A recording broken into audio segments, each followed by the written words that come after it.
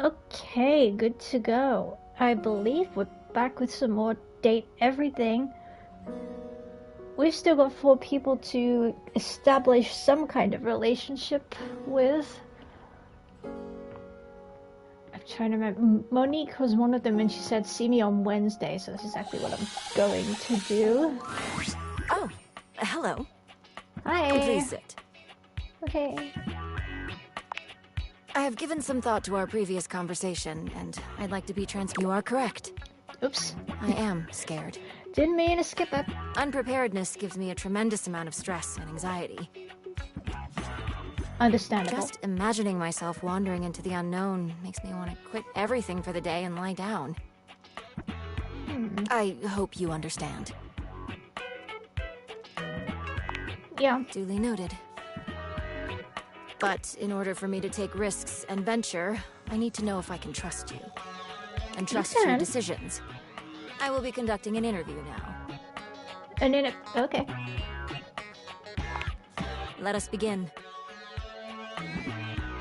The stakes of this interview is our relationship status, nothing more. Okay.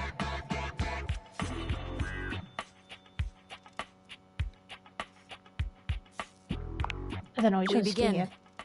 Okay. A game you really want releases, but you have already used up your personal spending budget. What do you do?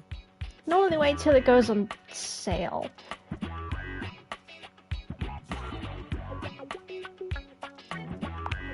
I see. I don't Next know. question. I You have usually some wait till furniture the game that you goes no on longer sale. need. How do you get rid of it?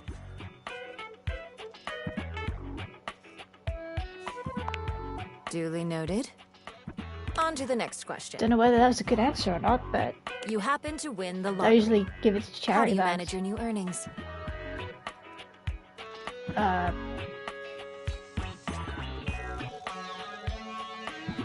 Yeah. I see. Is that a good I see? Let us continue. Okay. Suddenly, you are laid off from your job. What do you do? What's up, Bloodfoot Thud? So later. Let's see. I'd probably say square. Duly noted. Next question. How much do you tip? Really, tipping isn't a thing in this country. But, I see. Almost done. How often do you think about money? weirdly, not often. Final question. Why do you keep visiting me? Now that's a question.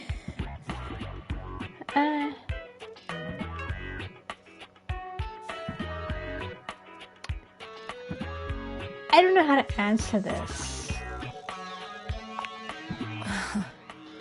Duly noted. Before we complete this interview, I would I like don't know to which one to confirm. put. Are you satisfied with your answers? Yeah. Very well, then. This concludes the interview. Thank you for your participation. I will review your results, which you will be briefed on during your next visit. Goodbye. Tomorrow then.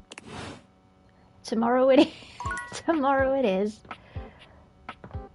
Right. Who have I missed again? I know about the games console. First aid woman. I forgot her name. Well, if it isn't my favorite patient. Oh, Kopi was And the other no, one. I That's don't right. say that to everyone. It is the absolute eel's ankles that you're here. I have a confession to make. Eel's ankles. Okay. I have spent the time in between the last time I saw you and right this precise moment worried down to my very bones about your health. Oh. Yep, right down to the little tiny ones in my ears. Just answer this question for me. Do you have any of the following symptoms?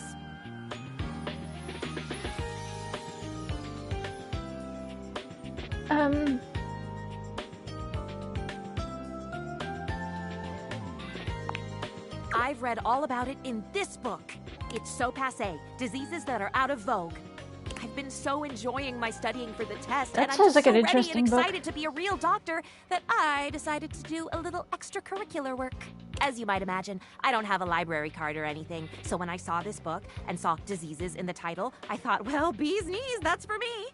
It's been giving me me the heebie-jeebies for the longest time now. But I have to know what I'm talking about if I'm going to be a true healer. Right. Oh my, I'm quite tired, actually. I do have another page for you, but I think I'll maybe give it to you and then I'll just go and rest. It is exhausting carrying this much. Faria hands you another page, one hand ABC. held delicately to her brow as she wanders away. Right, that's another page. Kobe. Listen, I need to talk to you about something. Oh. It's just, you've been coming here so often.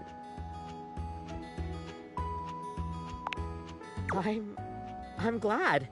I've definitely seen just how much you've come into chat and I learned did it all. get a question wrong though. Like, whoa. You've definitely absorbed a lot since we started talking. You're a really attentive customer. Same with you, honestly. If it weren't for you, I don't think I'd be able to improve my coffee the same way. You've definitely helped me warm up my skills. Oh.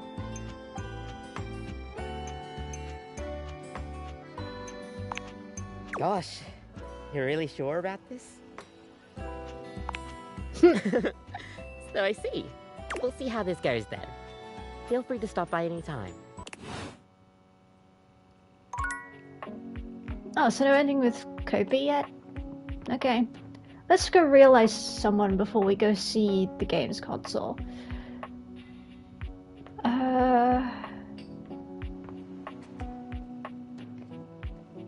Seeing as we got a hate ending with Washford that we can't get rid of. Drysdale, you're gonna be realized, buddy. No, I don't like that at all. What a dull word. Chum. Compatriot. Oh, familiar. I like that. A little bit of the dark and sensual. What can I do for you, familiar mine? Oh, wait. Wait. Ah, cherub. Wait. I've tried. Hang on a minute. When I call him, he doesn't come. What can be done? Might be for nothing. But at least we have each other. I don't think it's gonna work if I go to Washford, though. I'll take care of him later. I have the guide for this one because I'm still stuck on what I'm supposed to The do. game console turns on. Team 17, Sassy Chap Games, Moonsurgents, Resurgence. Here you are once again, back where you started, with your beautiful companion urging you to make a decision. She looks at you just the same way she did the last time, with a strange familiarity, but still not quite recognizing who you truly are. You're here. I didn't think you'd make it back. I need to sort this girl out. Jeez. Right, let's see. Which way do you want to go? Of course we've met. We've been about 17 hours into this quest line.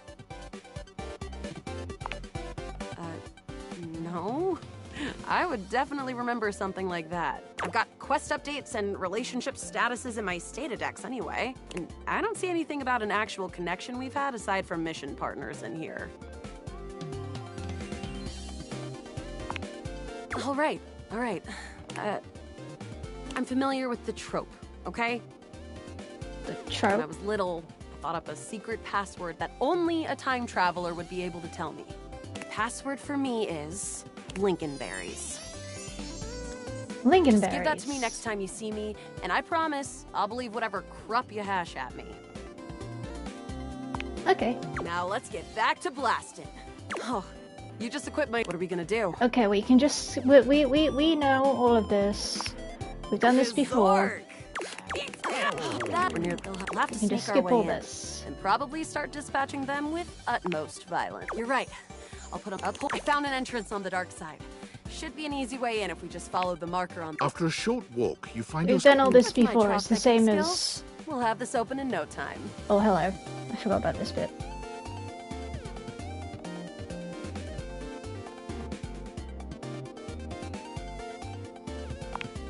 Me?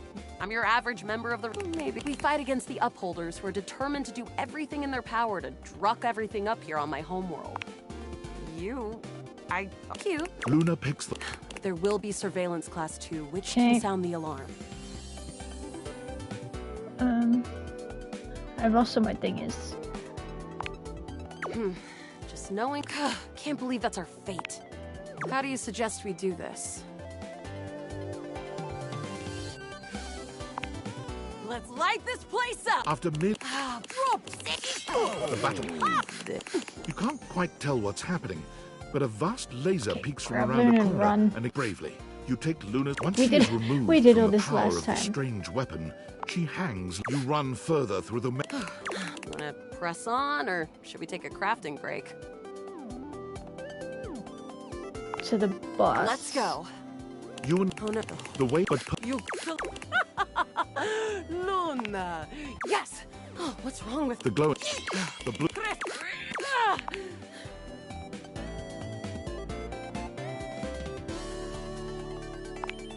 What? Love has like... That presumably... Wow, great job, Guile. I couldn't have done it without you. Okay. Well, I'd love... Even though it can be dangerous out there in Novaya most... No, it'll stick all right, fantastic traveler. Next time you come back, I'll remember you for sure. My friend, this time, yeah, we know. We've done all these before. I need... it's not going to work with... what's his name? No, Washford. Washford is the other one. Let's go talk to Kopi. Kopi is for once not busying herself making coffee when you see her. She rests her head on her hand, staring off into the distance.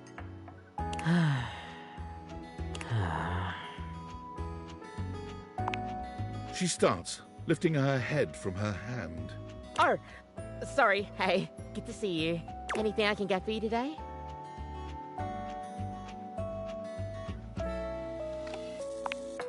Sorry, I was distracted. Most of the time when I don't have customers, I'm kind of just expected to do busy work. You know, if there's time to lean, there's time to clean. It's better when Gangle says it. But, like, if you got time to lean, you got time to clean. Just dissociate. I guess it helps me deal with the business behind the scenes. We can. It involves cleaning mostly. But I think Ruthbucks expects me to be all smiles all the time. The owner is never around. He just likes being outside of everything that involves boots on the ground. It's like, I can only do so much, you know? Especially when I'm scheduled to have long, grueling shifts. It's always a pain, but gotta do what I can for the corporate machine. It's a strange existence, if I'm being honest. Working every day for a company that wouldn't bat an eye if I went away. Sounds like most companies, to be They honest. just replaced me with the newer, younger barista that's got skills I wouldn't even dream of.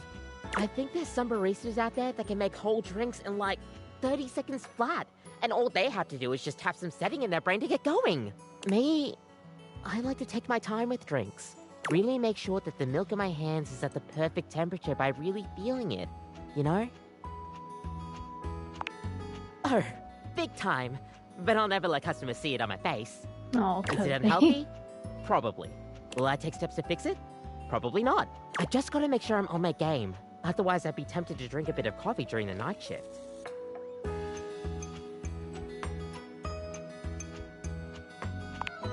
I mean, look, I would never deny myself Coffee at night the taste gave of a me good coffee, nightmares. and I would love to drink it anytime I pleased, but not at night.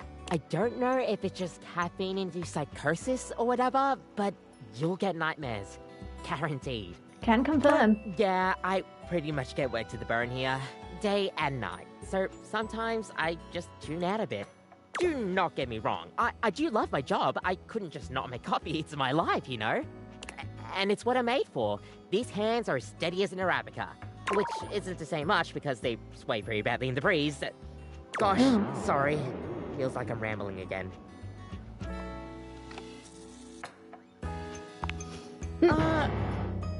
Thanks.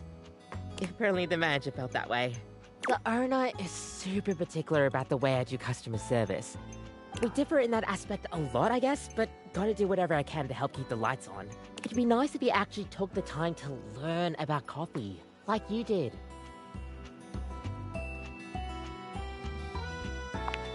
Oh, stop. I don't think I was that good of a teacher, but you do know how to flatter a girl. It is what it is, I guess. But hey, at least I get to see my favorite regular. Thanks for the chat. Seriously, we need to talk more soon. Don't worry, we will. I don't think it's gonna work, but let's try. Oh, you're back. Allow me to pull out my Gleeman's cape and cap. For surely you are not here to hear or impart truth. You come for entertainment and spectacle, for razzle-dazzle, while I am an empty keg. Oh, he said no this already. more champagne in the bottle. Hate? Nope, it's not gonna work. I feel nothing for you. Nope. Sorry, what, Drysdale, but it's not gonna work. Nope, I've screwed up. Oopsie. You're here! Oh, Hello. good! Well, after the fiasco I put us through last time, I have buckled down and I've been studying like a squirrel. Diligently, of course. Ever seen a squirrel tucking away nuts for the winter? Imagine that level of industry Actually, applied no, to the I've medical not school seen one admissions test, physically and do it. whammo! There's me. The long and short of it is that I simply don't have time to chat today. A bit more brushing up to do, and then I'll be ready for our Cracker Jack quiz night. Faria pulls out a small stack of textbook pages, waving them at you as she speaks. I know it's a lot, but here. And if you think these 3 pages are heavy, imagine how much all the knowledge I've crammed into my lid weighs. I'd bet I weigh as much as a tool chest right now with all this information. Faria hands you each page, one after the other, handling them as carefully as though they were ancient sacred texts. And this one. And last. I really appreciate your help with this. The next time I see you, I'll be ready to be grilled. Not literally grilled, of course. Not literally. So that would be very painful. Oh, and definitely not helpful either. I can't imagine grilling would help me to do better on the test. Or maybe it would? Oh, no, don't say Do that. you think it would? Should we try that? No. Okay, back to it. Onwards and upwards.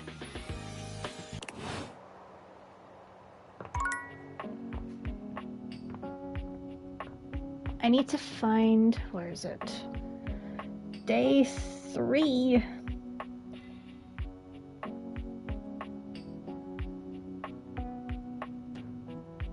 Here we go.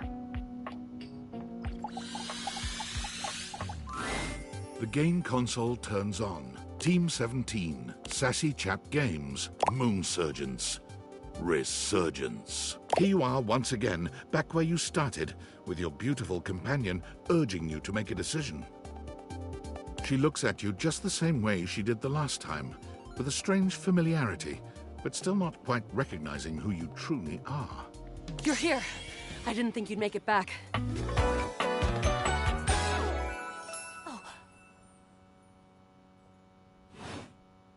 Which way do you want to go? Lincolnberries. Oh my dunes. We've got a timeline crisis here. Preparation came in handy. Come here. Let's find a place to hide from these scraps while you tell me what to do. Luna grabs at you, and you both wiggle through an open fence near some scattered power grid structures. Just tell me where to go.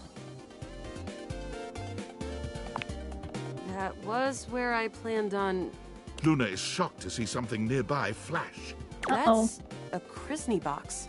Right by the Essner transformer? Yeah, Essner Co. made them. Perfect for adapting electricity for low grav. Luna opens the box to find a pair of futuristic goggles, which float and spin in the air in front of you both. These are Mark II Xeno goggles. An incredible upgrade. I'm keeping these. Happy accidents, huh? I'm the only one who can wear them.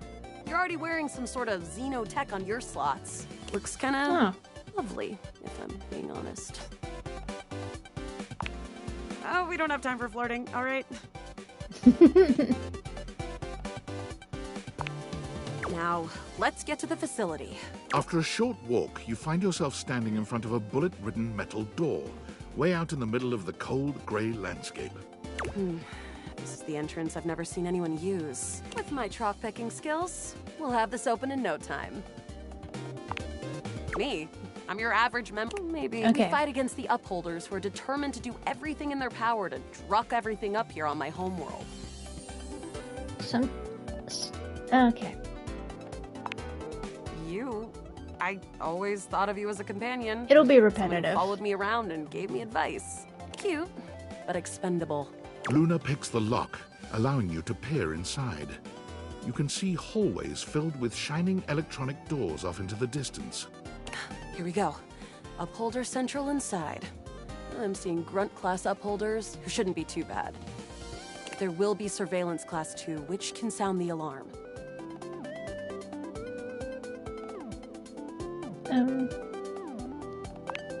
That's okay. This time will be different. I'll simply use more bullets. How do you suggest we do this? Dating? Why would you do that? Do you have feelings for me? Interesting. See, I'm more familiar with reloading, looting, and corridors, personally. But we can try this dating. Luna strides boldly up to a nearby grunt. Hey, Grunt! Want a date? What? You, me, go out and watch a flick. You know, drive around Hanatown, eat spaghetti in Clarkton. Spaghetti. Cute one. From the grunt's pocket, a voice barks loudly. Grunt, what are you doing? Get her! Ah, bits, we've got company. Except for the smitten grunt upholder, who to this day still holds a candle for Luna, the hallways are swarmed with guards. Cease! Cease! Cease! Plasma drites! The battle rages through the halls as you and Luna drop guard after guard. There you are. Oh no. I can't see them. I can't move. You gotta get can't quite running tell again. what's happening, but a vast laser peeks from around a corner and engulfs Luna's stiffened form. Bravely, you take Luna's frozen body and crash through the remainder of the hallway. Once she is removed from the power of the strange weapon, she hangs limply in your arms for a moment, enjoying the ride. Is this what dating gets you? Not too bad, I suppose. An assassin-level upholder. They've got Digitech to keep themselves invisible. The only hard counter? Xeno goggles. Come on, Yael. Not your fault. Should have been more aware. Look, next time around, just tell me. Don't listen to the syrup-addled junkie who said no to wearing the goggles. Well, yeah, I used to partake sometimes. But that's Grushy talk. Let's get back to the mission. We'll have to remember that for next time. Well, you will. Shriek. Can't believe we're here. Seems like a dead end. Hey, you might disappear after this, but I keep going. And I'm not planning on going anywhere, resources or not. Speaking of, you want to see if there's a workbench? All right. We're getting close. You want to press on, or should we take a crafting break? We have a chance to use what's left in our inventory to make something that will help us in the final battle. All right, we can craft something really special using this workbench. This thing can take anything we've got and transform it into anything we don't. Compliments? Yeah, does it?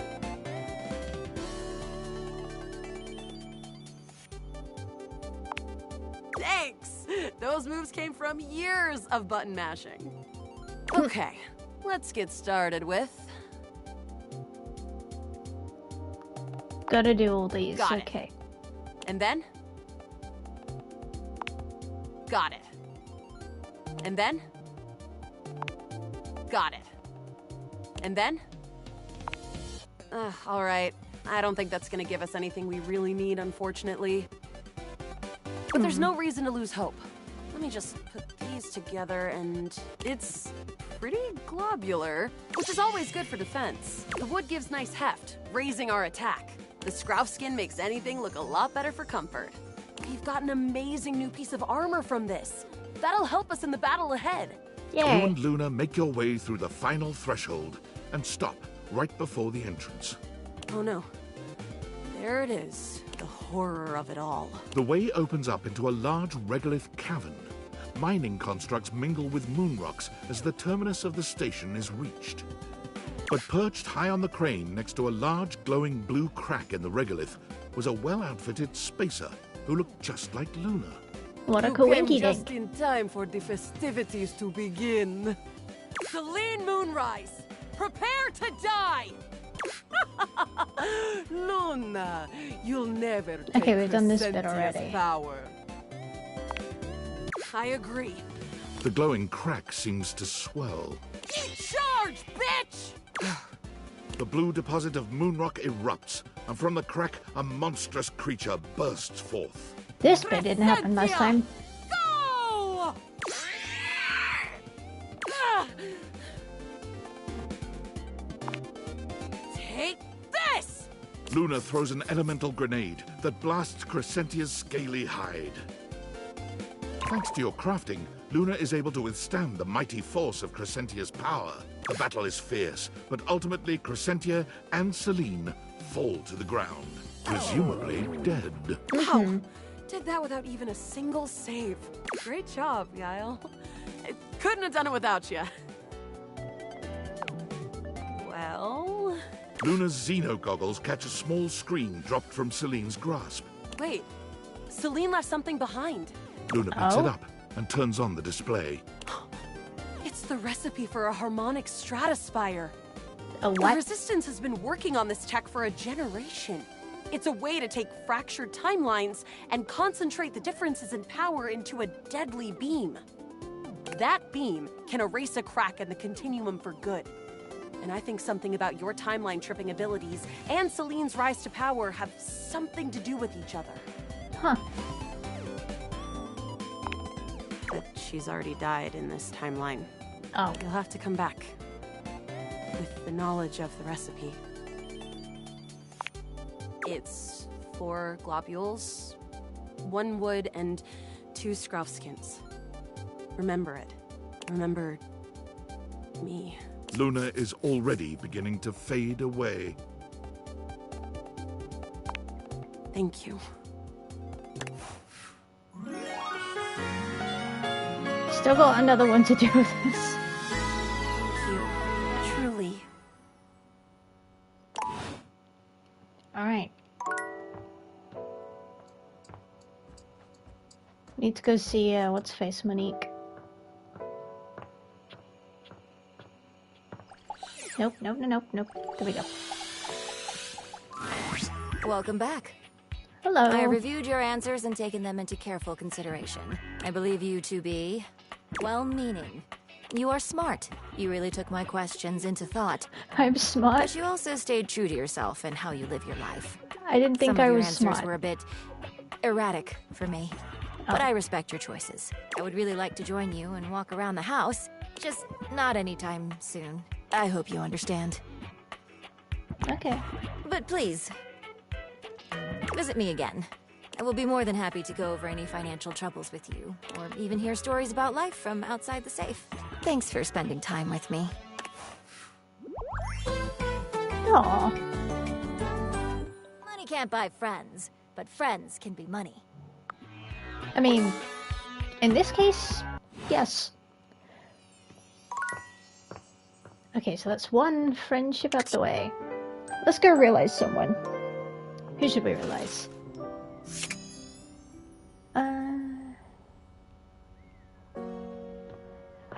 need to go and see what's-her-face. What's his name? What would you like to do? Mikey. That's the one, Mikey. Oh boy! To become a human? To get out of this existence working for Valdivian? I couldn't possibly be more excited. I really want to see what Mikey looks like. I just did become more excited! Do you have the right stats to make me a human? Bloody hope so. Mikey, let's give you your family back. The spectral energy flows through your Dateviators, and what was once merely a mechanism for providing microtransactions becomes...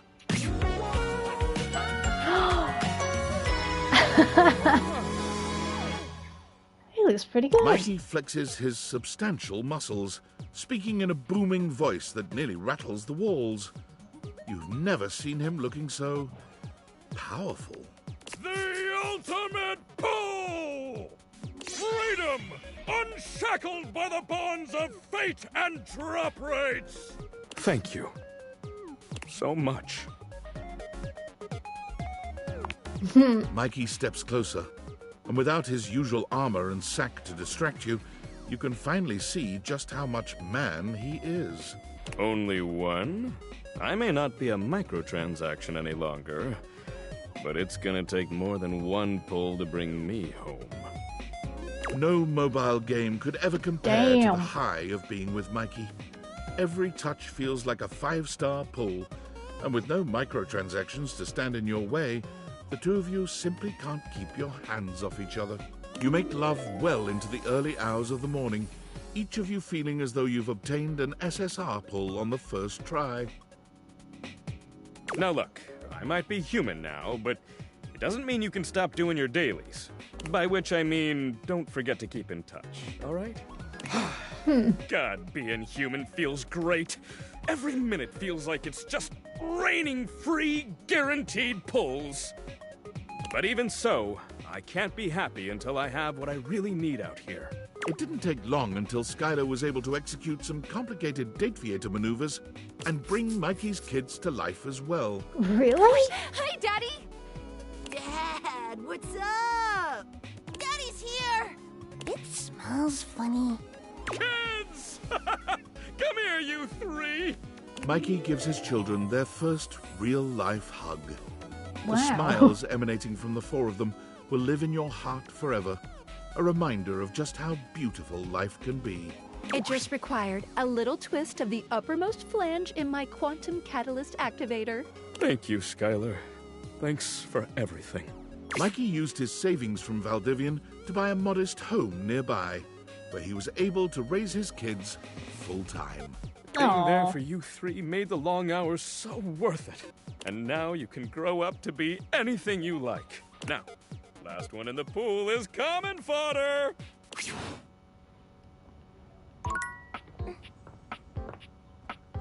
Was that Betty that just... How do we... There you go. I know I haven't spoken to Winifred for a while. Winifred seems miles away when you see her, her usual smile replaced by a somber sort of expression. Oh, hey. Sorry if I ain't being very welcoming right now. I got a lot on my mind. I'm not sure I can. There's some things you said that just prove to me that we're not on the same page. Nothing wrong with it, but I'm just considering where we are. And I have some big conversations coming up that I want to be in a good headspace for.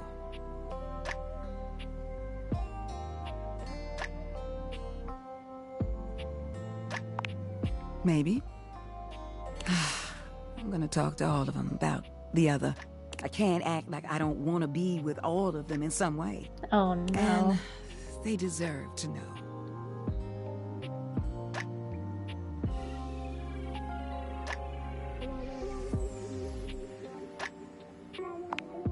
Don't worry. I know how you feel about all this, which is why I don't think I can keep talking to you about this stuff. I've worked really hard to come to terms with the fact that my heart wants something different than most. And I'm extremely nervous about putting myself out there as it is. Then you come along with your... Oh, we got another hate ending? Oh, no. None of that matters. That's not good. But I do appreciate you listening to me the way you have. I really do. But this and all other matters of my heart can't be shared with you.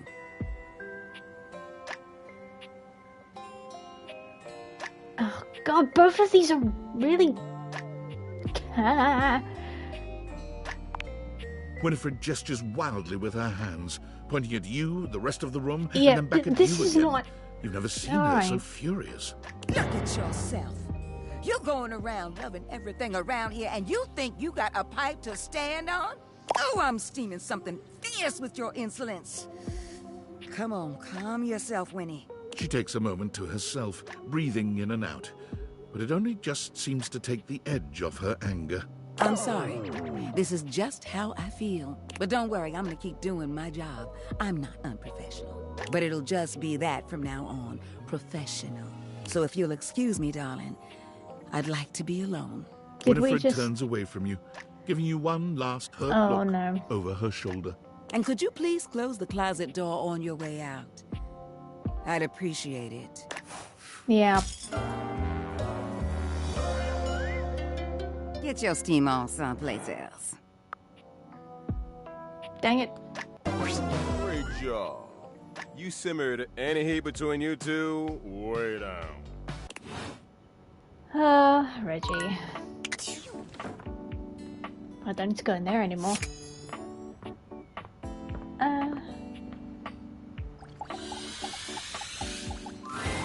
It's time. Oh my goodness, I am so ready. If we were in a hospital, I'd be the surgeon with my hands all washed and gloved and my scrubs on, and the patient comfortably unconscious before me. Comfortably I guess unconscious. in this scenario, you'd be the patient? Except you're conscious, so maybe not. Oh, and on the subject of consciousness, you're going to ask me questions from the pages that I gave you, and I'm going to give you the answers. Your job will be to tell me whether my answer is right or wrong. Of course, I hope I get them all right, but you know how nerves and excitement can play with one's mind. I'm sure I'll make mistakes. Please tell me when I do. That's the only way I can get better, and I have to always be getting better if I want to be Dr. Faria. Oh, even saying that brings a smile to my face and a song to my heart. Okay, enough romanticizing. On to the work. Oh, goodness, I'm so excited I can hardly sit still. Let's begin. Quiz me. Okay. Oh, elementary. 206. I may have to. I want to get a nice ending with Faria. I kind of want to. Where's the quiz?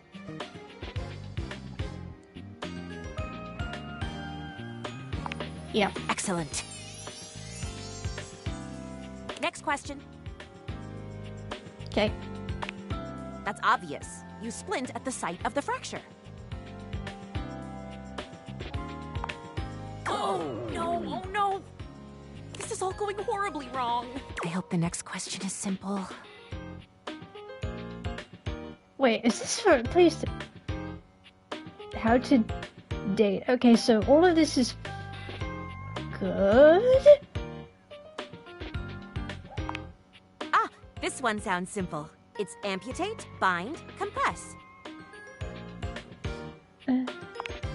Well, which one is it? That sounds familiar. Next, always next. Okay. Symptoms, of course. Not quite. What would the other ways be?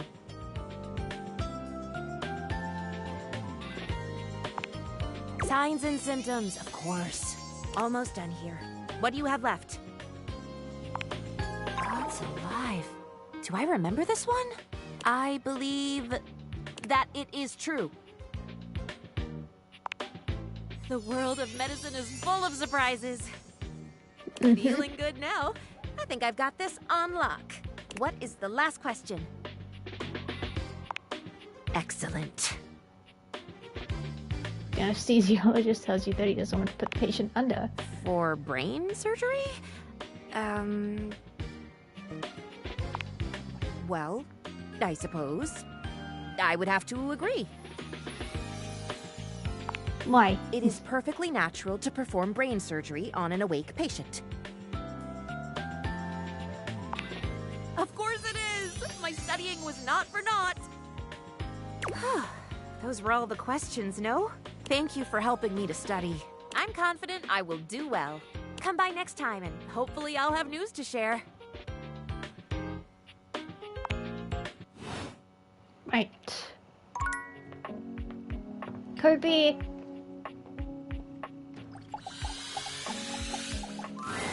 Kopi greets you robotically, lifting her hand to give you a stiff wave. Her gaze looks vacant, and her words are cold and empty. Has she been... Welcome back to Roofbox, home of all your coffee needs. What's going on, Whatever Kobe? do you mean, oh fine customer? Oh, no. Roofbox wants to ensure you have a consistent and standardized greeting so that whenever you come to our store, you know that you're getting the best service every time. And your continued patronage is appreciated. Kopi trails off, Oh, leaning Kopi. forward in a sigh that seems to make her entire body droop. Yeah, I can't do that anymore. Yeah, please don't. I know. Roofbox wants people to add the Roofbox touch every single time we greet customers. By adding, like, sounding robotic? So they're just making me sound like a monotone robot. Mm-hmm. You have no idea. Wait, was that supposed to be a pun? No, what am I saying? I'm sorry, yeah, I'm definitely overthinking that. Sorry, sometimes when I'm blowing off steam, it feels like I'm going a million miles a minute. Kopi. But it sucks too. I feel like every coffee I make for somebody, I learn a little bit more about them. Get to know what they're like. Like you, for instance. You're... well, I don't really have words for it. Friendly? Sorry, my mind is drawing a blank. Sometimes when we talk, I feel a little out of my depth.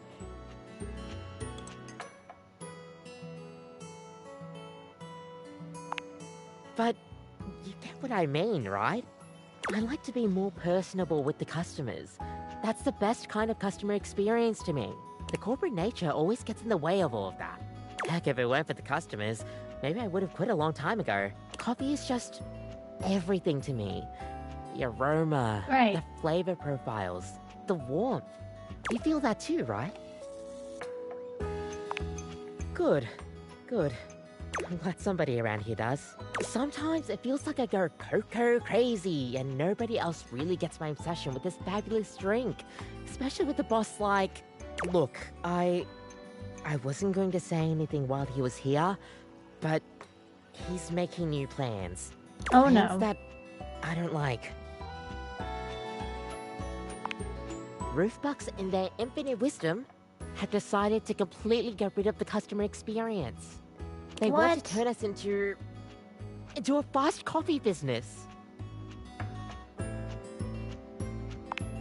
They say the whole ordering system needs to be completely revamped to maximize profit.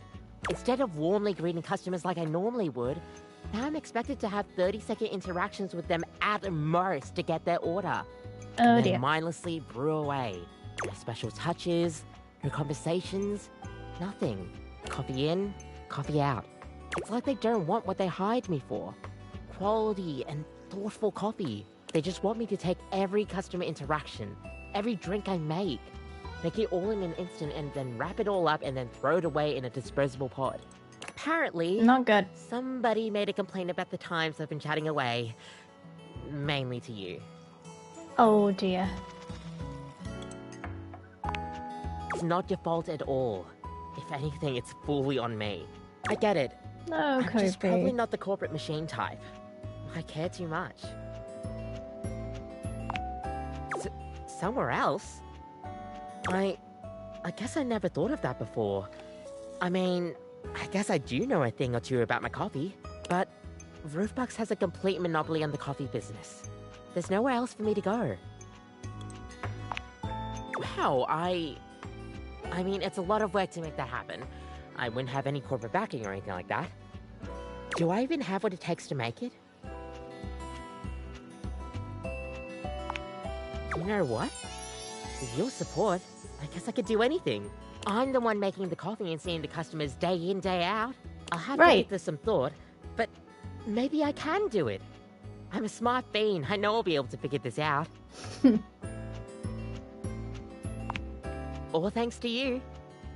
If you hadn't encouraged me to step out on my own, I would have never been able to even think about this. It'll take a lot of work, and honestly, still a lot of hours I need to do under roof bucks to get stuff going, but it's worth it to chase after my dreams. Thank you. Thank you so much. Hey, Kobe. I'm gonna realize the dishwasher. No, Daisuke. I haven't seen Daisuke in so long. I need to realize him. There you are, my love. I had hoped you might come by. Are you quite certain? Yes, Daisuke. Realize Welcome him. to your new world, Daisuke. The spectral energy flows through I your want to see. I want to datameters, see. I want and to what was see. once merely your dishware becomes...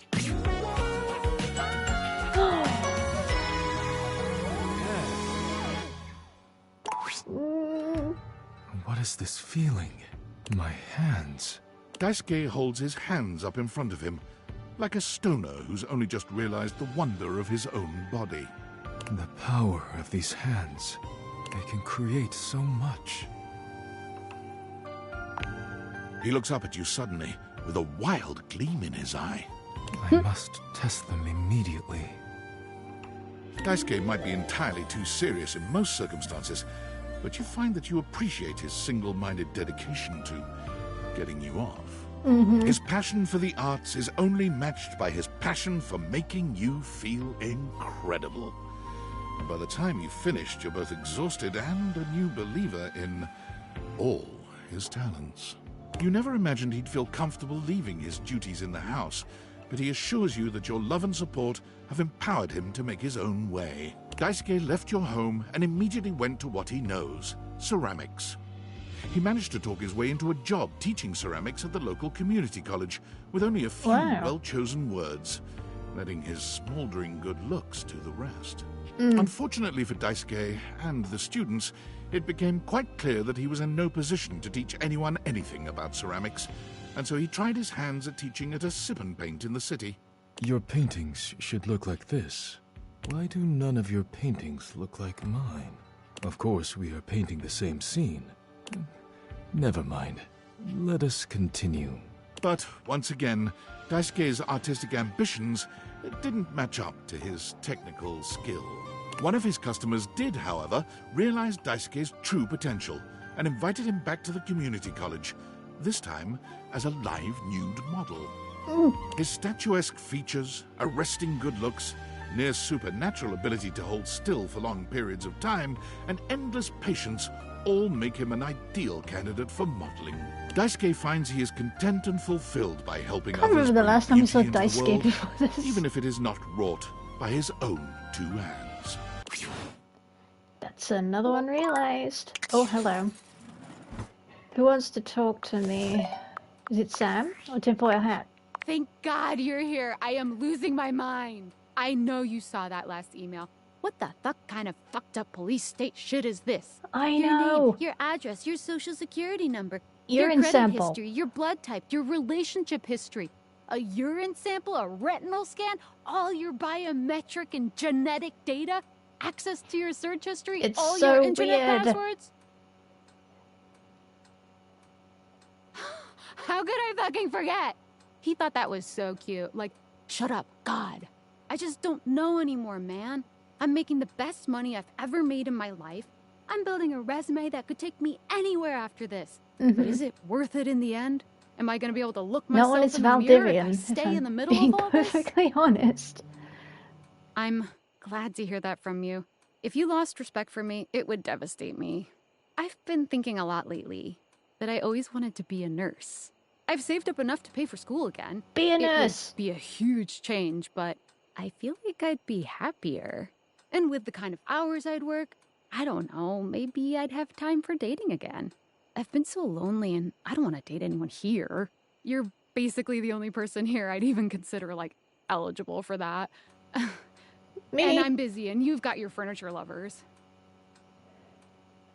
Yeah, about those. They're all... Yes, That's not what I'm saying. I mean, maybe it kind in of different circumstances. was but what you were saying. Focus. Okay. Talking about Valdivian. There's just so much to think about. And every time I start leaning towards one or the other, I just talk myself right out of it. Or into the other one. Would you still respect me if I stayed?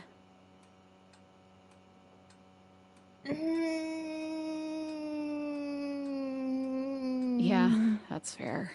It is a lot of shit to ignore. Thanks for always listening to me. I don't know what I'm gonna do, but I'm grateful for your support. Thanks, friend. I'm gonna go.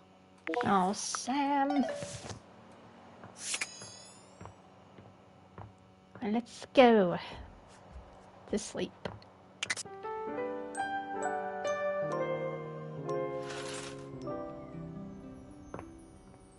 Oh, God.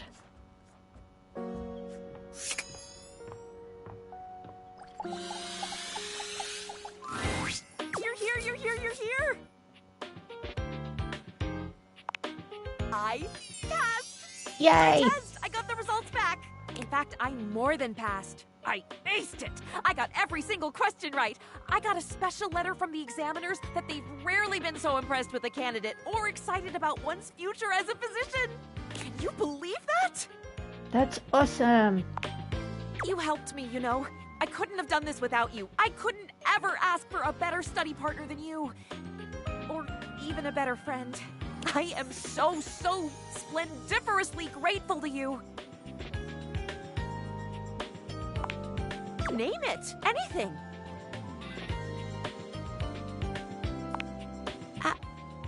You want to take me on a date?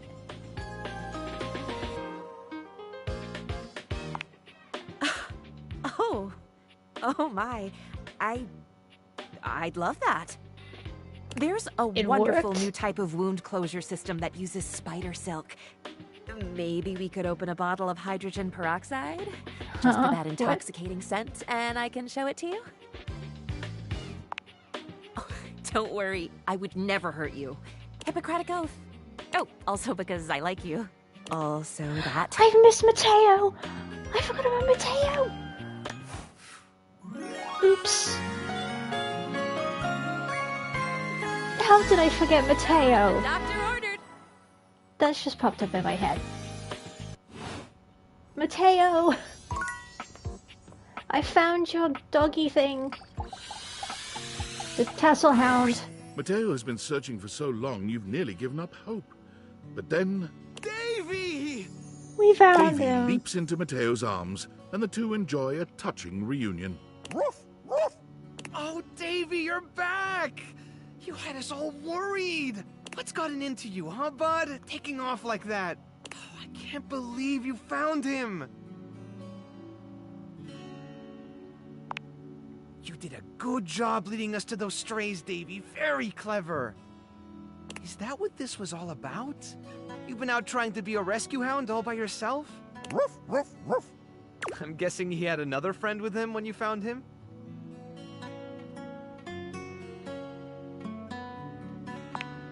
They were trapped and you didn't want to leave them behind. You really are a rescue hound. That's my good boy. All right, let's take a look at your new friend, huh? See what kind of shape they're in. Hey, little guy, come on out. It's okay. I'm not gonna... Uh-oh. Stitch? Stitch? Is that really you? Oh, has this guy been missing for such a long time, huh? Stitch! Oh. Stitch is my little troublemaker. He was always falling off to chase things around the house. That's the problem with Freyhounds. There isn't a stitch they can't slip through. And trust me, I tried them all. That's how he got his name, isn't it, buddy? But one day, he took off and never came back. Oh. I tore the house apart trying to find him. That's when I realized just how many strays there were around the house. All of them, just like Stitch. Lost and alone. So I started the rescue. And I just kept searching for Stitch and for any other animals that needed help. When Davy disappeared, I thought it was happening all over again. All that time I dedicated to looking after them. Oh, what's just going on? I'm having a hydration break.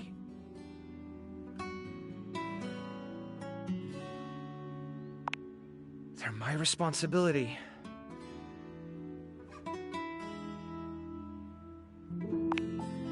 Maybe you're right. Maybe I'm a little hard on myself. I've realized something over the last few days. When you're on your own, everything is so much heavier. You're carrying all the weight, and if something falls, you're the only one around to pick it up.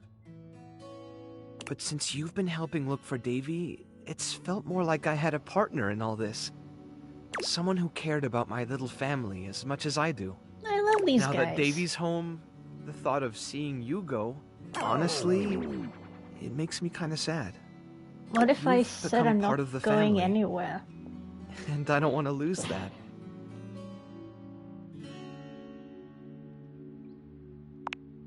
Then what would you say to something more? I've never really had a lot of time to go out with someone, but I'd love to make the time Definite to yes be with you. from me.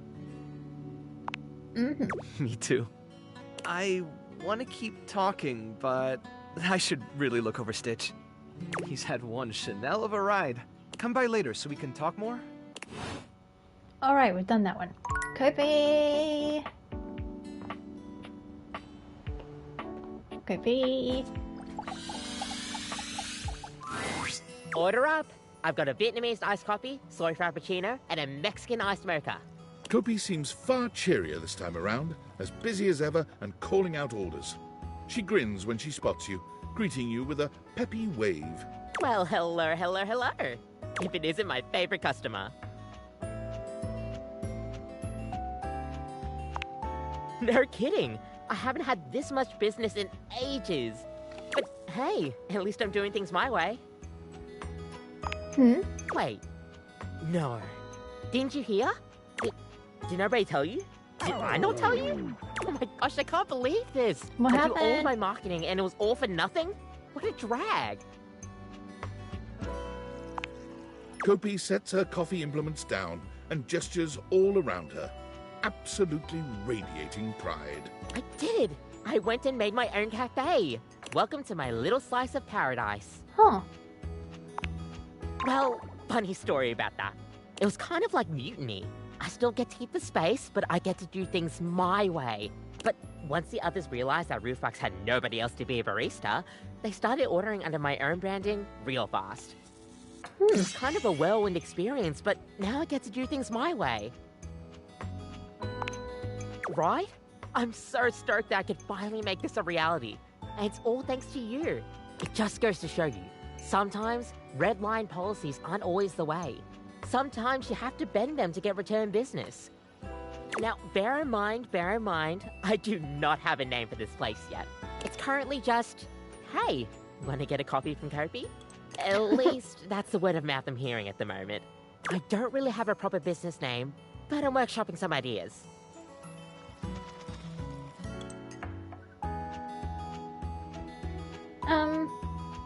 Kopi Cabana.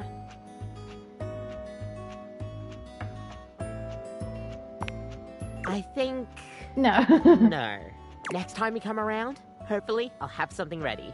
I seriously can't thank you enough for all of this. Which reminds me, you've been one of my favorite customers, and, well, I don't get this close to just anybody. I think I love you. Like, more than a friend way. Maybe it's too much to ask, and it's just wishful thinking on my part, but I've been seeing the signs from you. I think I'm ready to take this to the next step. Creamer to my coffee. Do you think we could be more than just barista and customer? Really? Gosh, I'm so glad. Kopi, with you as her right hand, thrives in the coffee business. Under her leadership, the house's coffee has never been better. Customers are satisfied and have started to take a keen liking to chatting away with Kopi. Though. Your love and support has shaped her new perspective on life and coffee. She insisted all of her new drinks be dedicated to you, with your name adorned on the menu. Without the shackles of corporate greed over her, she is the go-to spot for anybody looking to get a nice warm reception. She's happy to have you right by her side, eagerly awaiting for you to try her next cup of coffee.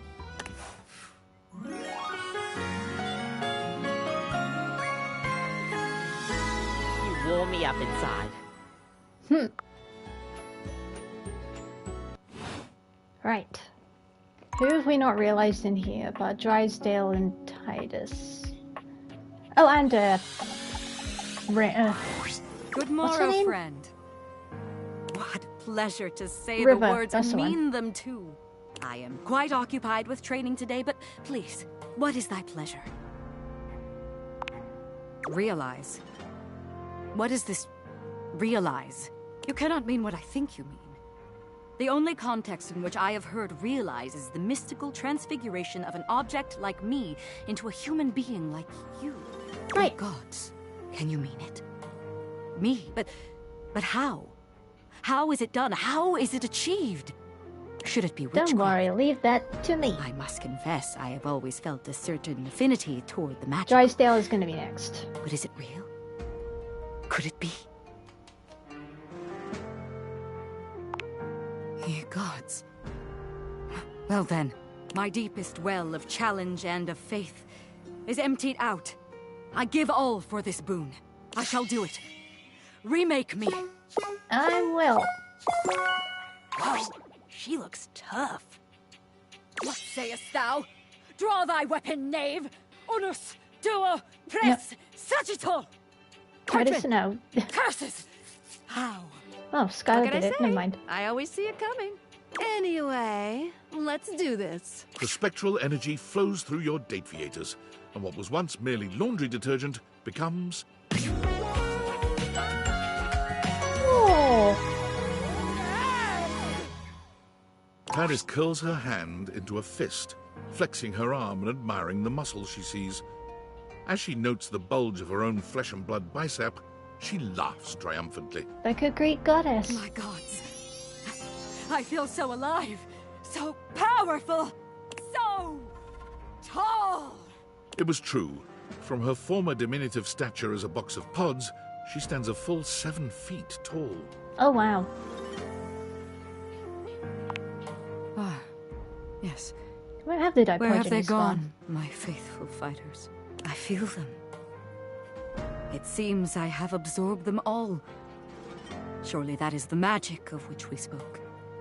I got Their no clue. loves, their loyalty, their purposefulness now animate me and add to me to make my height prodigious. But that means I have even more reason to protect them. I shall never allow myself to be used, to be dissolved by circumstance without meaning.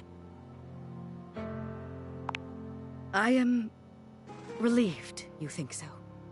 Now, what shall we do? Hatch a scheme to dethrone a worthless monarch? No. Bathe in the blood of our mortal enemies? No. Drink in the sun and enrapture each other in the eyes of the gods? You can see the passion and fury in the now very human eyes of the warrior you've brought into this world. She is a soul out of time and a dominating physical presence. You struggle to decide how much to allow her to indulge in her lusts, blood or otherwise. You attempt to enjoy a show with your new otherworldly warrior, but her energy is overwhelming. Titus glares at the screen with battle lust in her eyes. These contestants compete to be the best voice in the realm. To win the favor of these so-called judges. But the best voice is the loudest!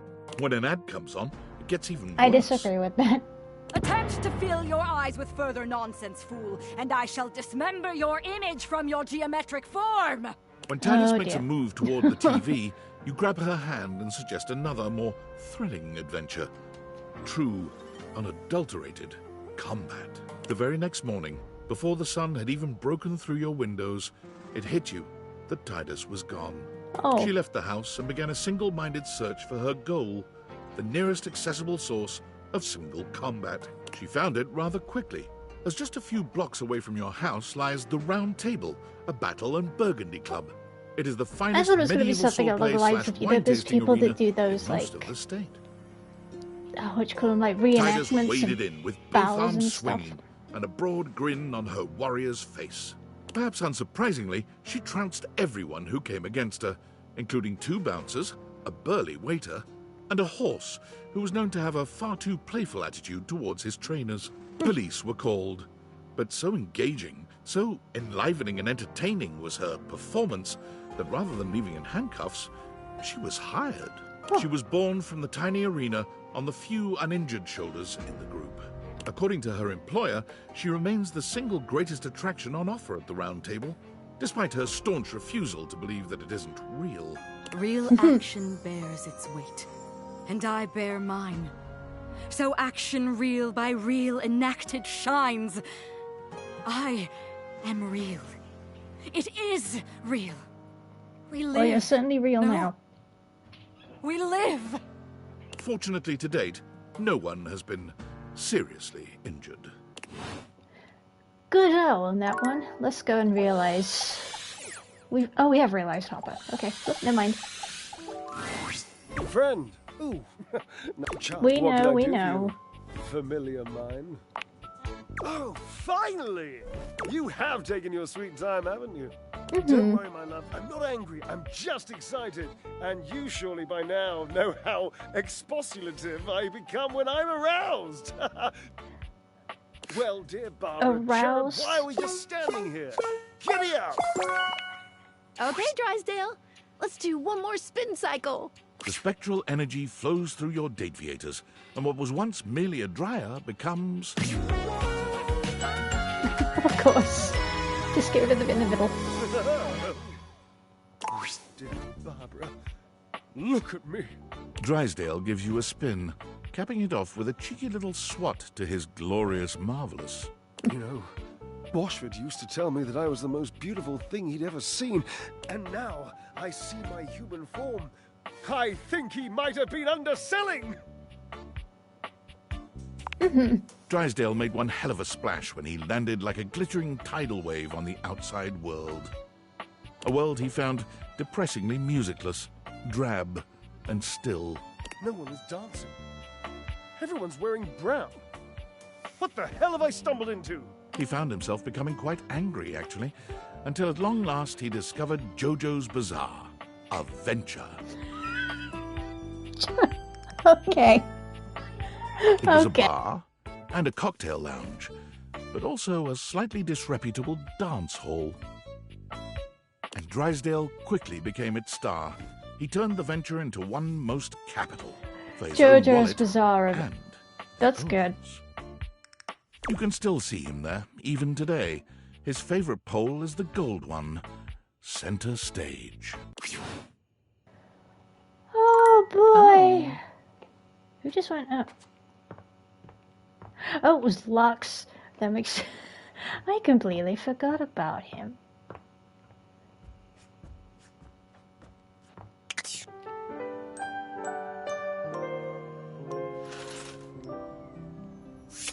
Mateo.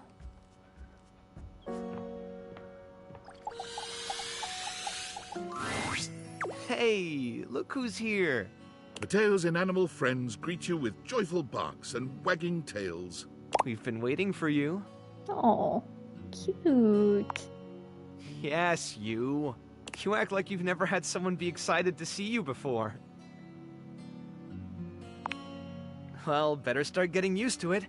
You're stuck with us now. I haven't had a chance to properly thank you for what you did. No, really.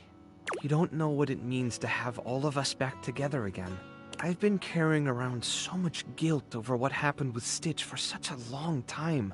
Losing her was like losing a piece of myself. Oh. Well, I did lose myself for a while. I just felt like such a failure. I let her down. And I knew no matter how many inanimals I saved, it wouldn't bring her back. I guess I just hoped, in some way, that I could make it up to her. You know, by making sure none of them were forgotten.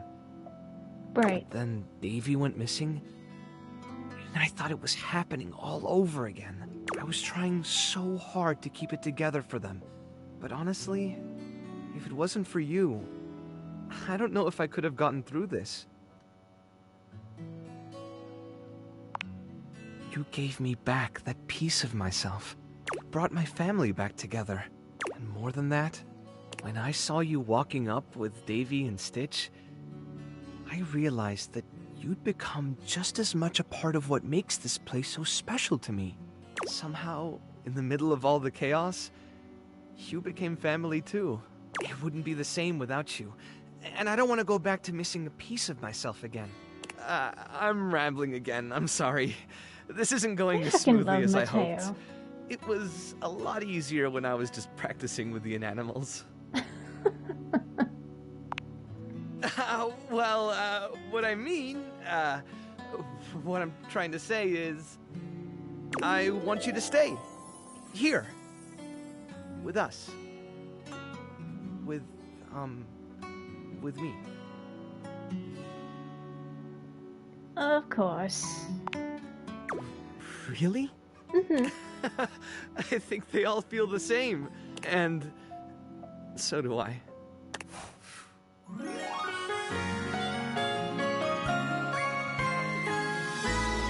The animals miss you.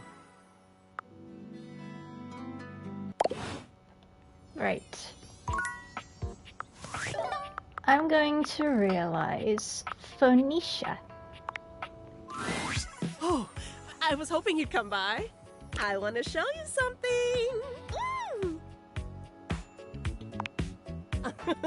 No, I'm on a socials break, remember? Look. Phoenicia holds up a sweet little painting. The brushstrokes are a bit shaky, but the likeness is wonderfully clear. My very first thing, just for me. That's right. You're looking at the next Bob Floss. I started taking lessons with art, and it's been incredible. I feel so free. I didn't even record the process.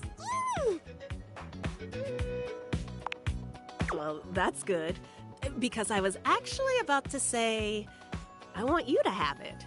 Art says that all artists create from a perspective of certain emotions, that their inspiration comes from those emotions, and that it's different for everyone. I've been thinking a lot about what you said, and trying to find things that would make me happy, instead of just focusing on making other people happy. I wanted my art to come from that happiness, joy, love. And when I thought about it, I thought of you.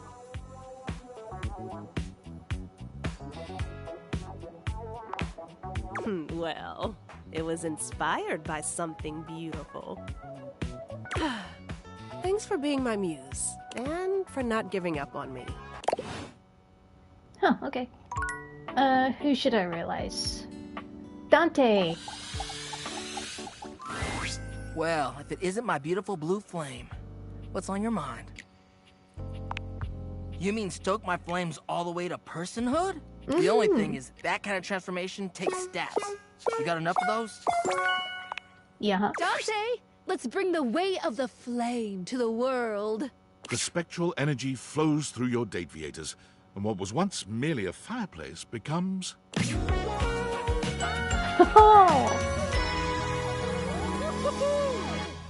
Your fiery homie and love coach is nearly unrecognizable. Gone are the embers and flames that made up his body, replaced by flesh and bone. There's so much to take in. An impressive pompadour on his head, tattoos on his neck and chest, the impressive set of abs he shows off beneath his jacket. Oh my god! What? I'm so hot! You are. I know! You made me like this. Now I'm gonna spread the gospel of game. Thank you. Well, honestly... That's not what you just said. This form is new to me. Will the student become the sensei? You didn't say any of that, bro. Slowly, you stoke Dante's interest, showing him all that you know. He's the ideal student, taking in everything that you give him. I wouldn't consider while also myself a being teacher in curious this. enough to take lessons deeper and further. Afterwards, you lay in each other's arms in a blaze of glory, and the long, slow cool-down is magnificent. Dante quickly finds himself going to all the hottest clubs to strike up conversations with humans for the first time, where he finds that his eagerness to bring people together in healthy ways is a fairly useful skill. He becomes the brightest light in each bar he goes to, a beacon of friendliness and sexiness in equal parts. Bringing all the lonely customers together in laid-back, congenial ways makes people trust him, and word spreads out that he is the ultimate wingman, willing to step back and give others the heat they need. You got this, homie. Be kind and be sincere. His winged motorcycle jacket becomes an icon in the clubbing scene for years to come. Right, I gotta go see, what's her face again? The game console turns on. Team 17. Sassy Chap Games. Moonsurgence. Resurgence. Here you are once again, back where you started, with your beautiful companion urging you to make a decision. She looks at you just the same way she did the last time, with a strange familiarity, but still not quite recognizing who you truly are. You're here. I didn't think you'd make it back.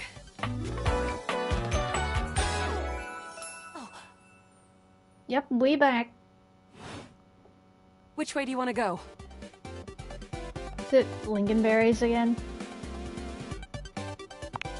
Lincolnberries. Oh my dunes. We've got a timeline crisis here. I'm here to help. Oh, thanks, Noah. You were one of the good ones. Come here. Let's find a place to hide from these scraps while you tell me what to do. Luna grabs at you, and you both wiggle through an open fence near some scattered power grid structures. Just tell me where to go. Oh. There's a Christeny box with Xeno goggles. Huh, Rules, you're good at this. Okay, then what? Why?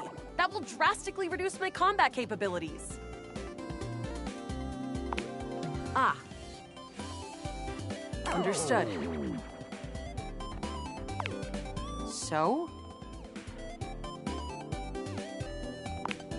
True. This specificity is making me trust you. This advice sounds like something I would come up with myself.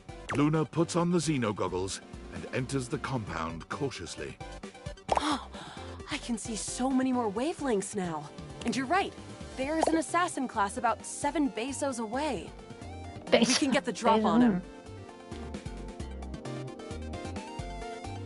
Triangle. On it. Luna stalks her prey. With the Xeno goggles and her own combat prowess, she's like a mooncat on the path of a moon mouse.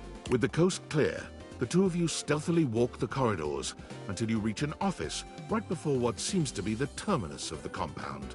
Is this the furthest we've ever gotten? Nope. Sprats.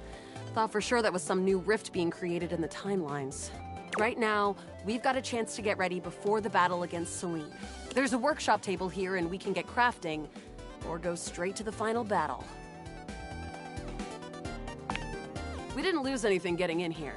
I've been hoarding for a while on this playthrough, so practically infinite globules, wood, and scrap skins. Low-level loot, but can make high-level stuff.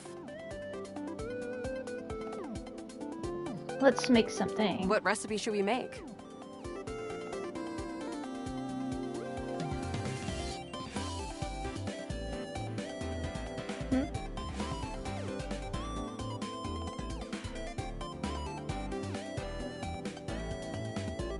What is it? 4 globules, 1 wood. Got it. And then? 1, 2. Got it. And then? 3. Got it. And then? 4. Got it. And then? 1 wood. Got it. And then? 2 Got beets. It. And then? Got it. And then?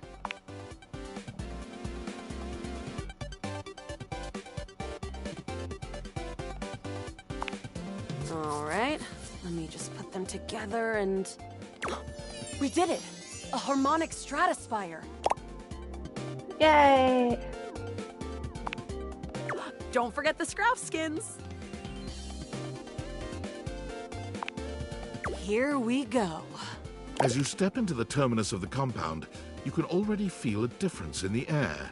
It's crackling with potential energy. I knew you'd be coming here. All the regolith you would ever want, and all of the Celine you could ever need. For what reason? All I'm here for is the sweet profit, Vanya. Ever seen one of these? Luna holds aloft the stratospire. It glows ominously. How did you get one of those? You messed with temporal energy and trapped me in here with you forever. Playing out the one pathway where I always reset. Thinking that I would never be able to get the one thing to stop it because you kept it from me secretly. But you didn't count on one thing. What?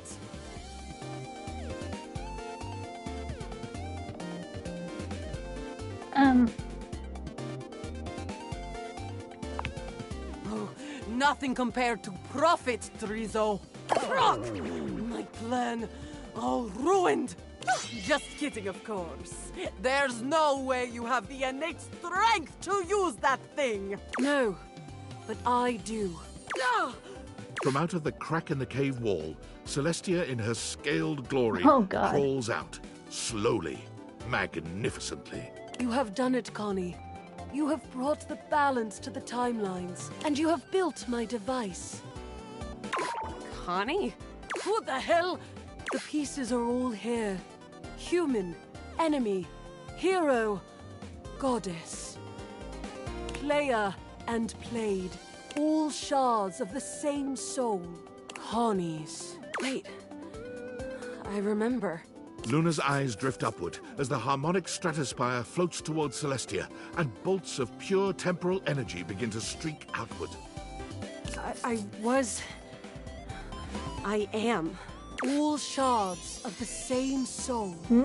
Luna's eyes become clear, full of fire. She raises her hands up in a gesture of glory. I am Connie Soul.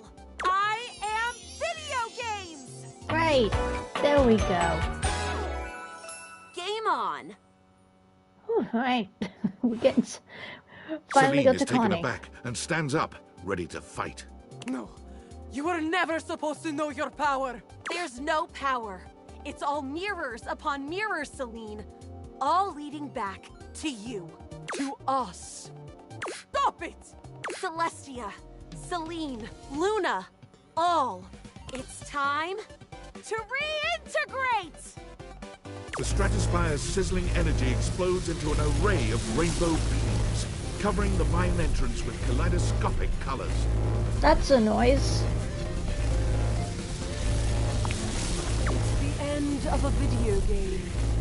No one ever knows what's going on. I refuse! She resists. You're still a part of this. Show your support. Complete the ceremony. Okay.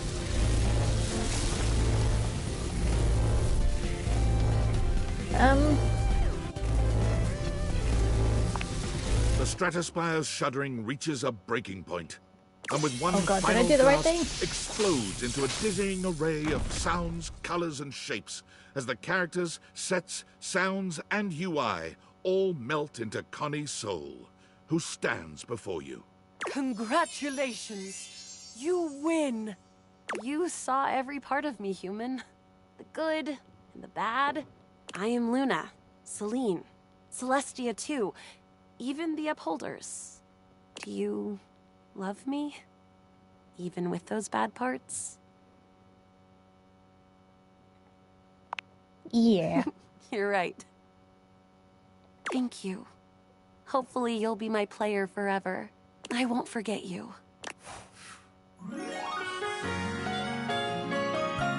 We finally figured it out. Thank you. Truly. Ooh-wee. I think it's about time I realized Abel. Well, if it ain't the sunshine of my life. Look at you. Every time I see that gorgeous face of yours, I feel Abel. oh, well, dang. Words just ain't even sufficient. Oh, Abel. Realize? Me?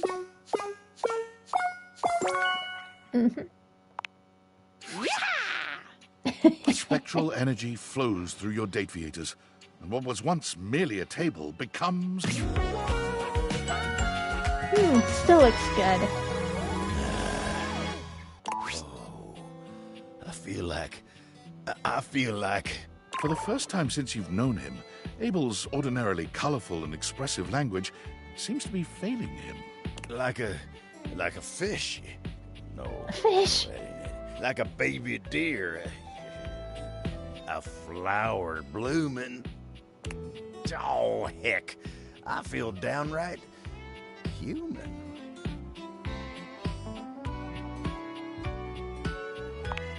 Abel looks at you the way a cowboy looks at the night sky, full of wonder and appreciation.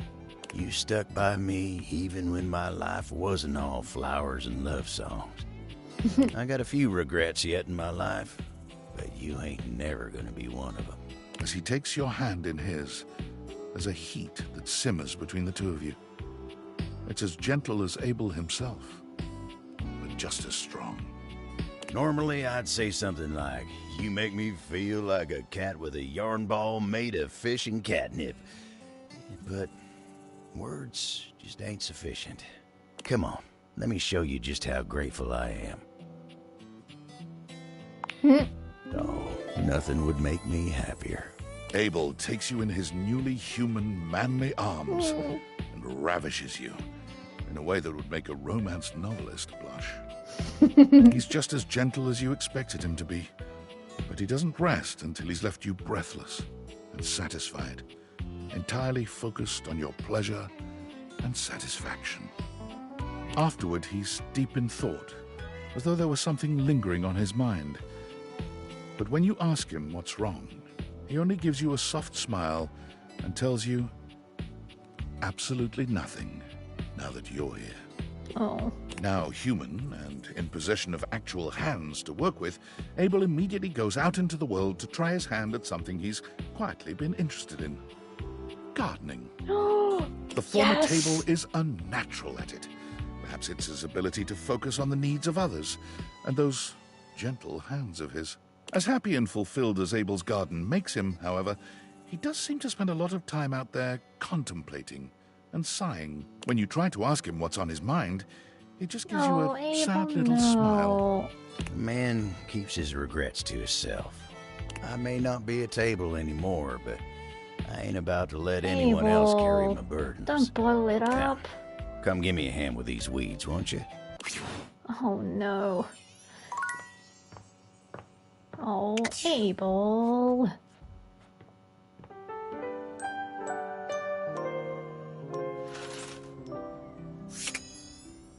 I need to check the data decks to see what's what.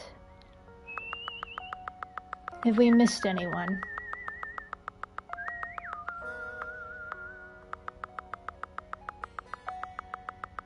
Does it look like we've missed anyone?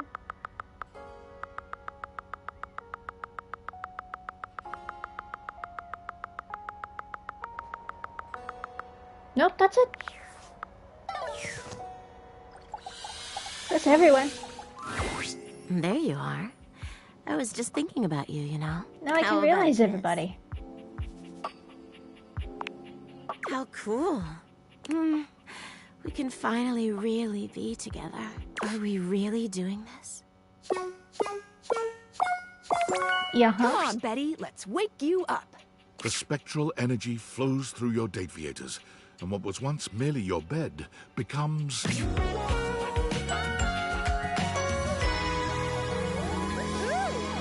Yeah. Oh, she looks wow. great. Is this really me now? Yeah. Betty gives you a twirl, laughing as she does. I feel so beautiful. Her eyes meet yours, and it's clear what's on her mind. She approaches you for a kiss, placing a soft hand on your arm and skimming it please up feel your free. shoulder. Won't you kiss me, baby? We can finally sleep together. Really sleep together. Betty curls her arms around you, pulling you into a kiss that curls your toes and nearly knocks the wind out of you. It's not surprising given what you've known of her, but it doesn't make it any less impactful. Things escalate quickly, and when she leads you back to your bed, you... What? What happened? Yeah. It's not every day you get the honor of being someone's first everything, particularly when they're still adjusting to their new body. But you take to your task with the gravity and enthusiasm it deserves, and Betty, for her part, matches your energy. It seems all those years as a bed really taught her a few things. As you lie side by side, catching your breath, Betty curls up against you, resting her head on your chest. I knew it was better with someone you love. I just never imagined how different it would be to be human. The sensation, the intimacy. I can't imagine what it'll be like when we've not seen each other for a little while. A little delayed gratification must heighten everything. Aw, you're so sweet. Don't worry, it won't be long. I just need to get myself set up. Get a job, a place to lay my head down, a place to absolutely blow your mind when I finally get to have you over. She laughs, sitting up to look at you with her head propped up on one hand. Thank you for everything, my love. I can't wait to show you the woman I really am. Betty's gift for making others comfortable and her love of sensuality and romance leads her to boudoir photography, where she quickly excels. Betty takes a particular joy in helping her clients feel beautiful. Many of them are people who have never seen themselves in such a light, but feel empowered in front of Betty's lens. Ironically, Betty's boudoir photography rarely takes place in the bedroom. Is she tired of reminders of her old life? Or is she simply challenging herself to look beyond the boudoir? You can be certain of this, at least. Betty is the happiest you've ever seen her, and beyond grateful. The world is just a little happier and sexier, thanks to your efforts. Oh no. That's probably, If it David. Isn't my favorite Luxie! Hi! We are definitely friends. Oh, could you give me like 45 minutes? Or like 5 hours? I'm just making a quick video and then doing a podcast appearance and then going on a date with... Ooh, their name escapes me at the moment. Some other fan! They won a contest. But after that, I am totally free and all yours. We're gonna realize you, Lex. Really? I thought that would only happen when I reached the coveted billion likes. What, then?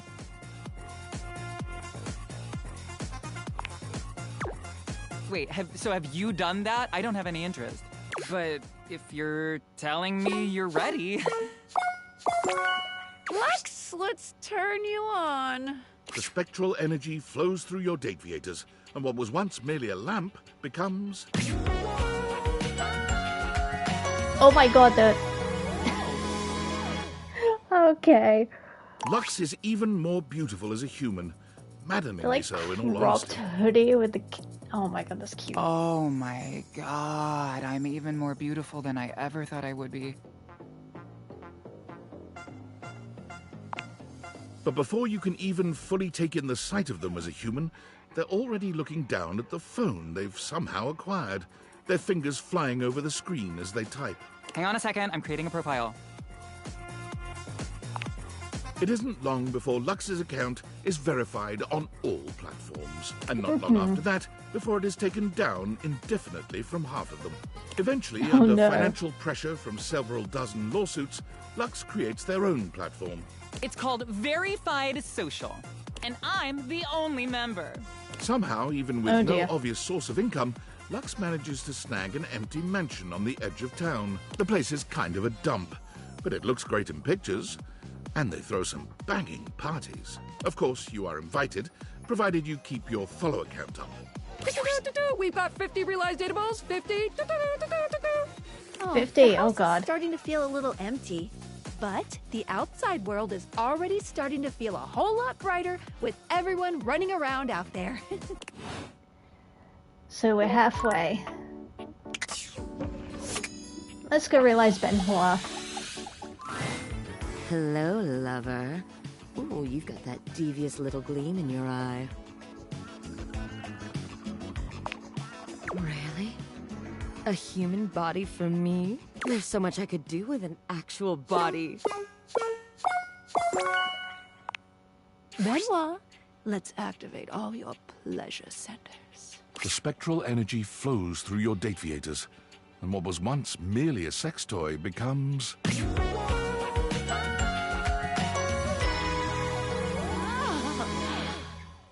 Wow. Oh my god. A racing heart, fluttering lashes and flushed cheeks. Hot, heaving breaths passing my soft, kissable lips.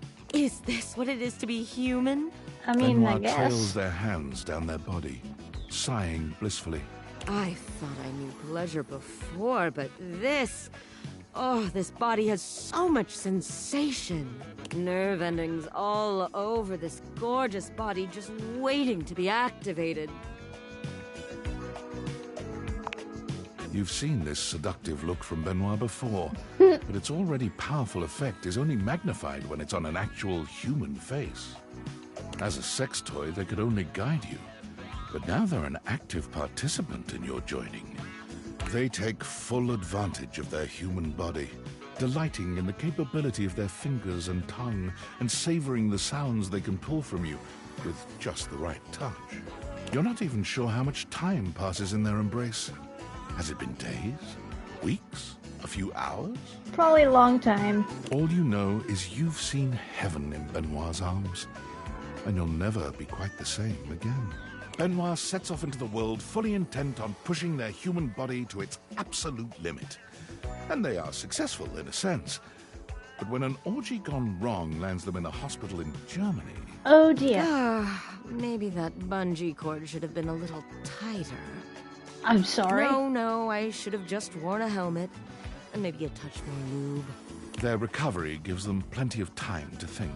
Oh Just boy. how many humans out there are having unsafe sex? Probably quite a few. One shudders to think, how did they get this far without me? As soon as their shattered pelvis and splintered legs heal, Benoit embarks on a global journey to advocate for safe, unsafe sex. Before you leap from that rooftop onto your waiting partner, always check your safety gear. Ready to set your dick on fire? Make sure you've got a partner with a fire extinguisher close by. I mean, that's Benoit says handy. unsafe sex doesn't have to be dangerous. Benoit's charming personality and invaluable advice sees them grow into a global icon of sexual safety. Posters with their smiling face and bullet points are posted by and in club bathrooms all over the world. Oh, wow. Right. Teddy, we're gonna are we to realize Teddy or not? Back for some more great advice, huh? Really? Oh. Oh my. Well, I've been waiting for this longer than I could even say. And you're ready? I mean, you have everything you need. Come on, Teddy. Let's see how you snuggle in the real world. The spectral energy flows through your Dateviators, and what was once merely a teddy bear becomes...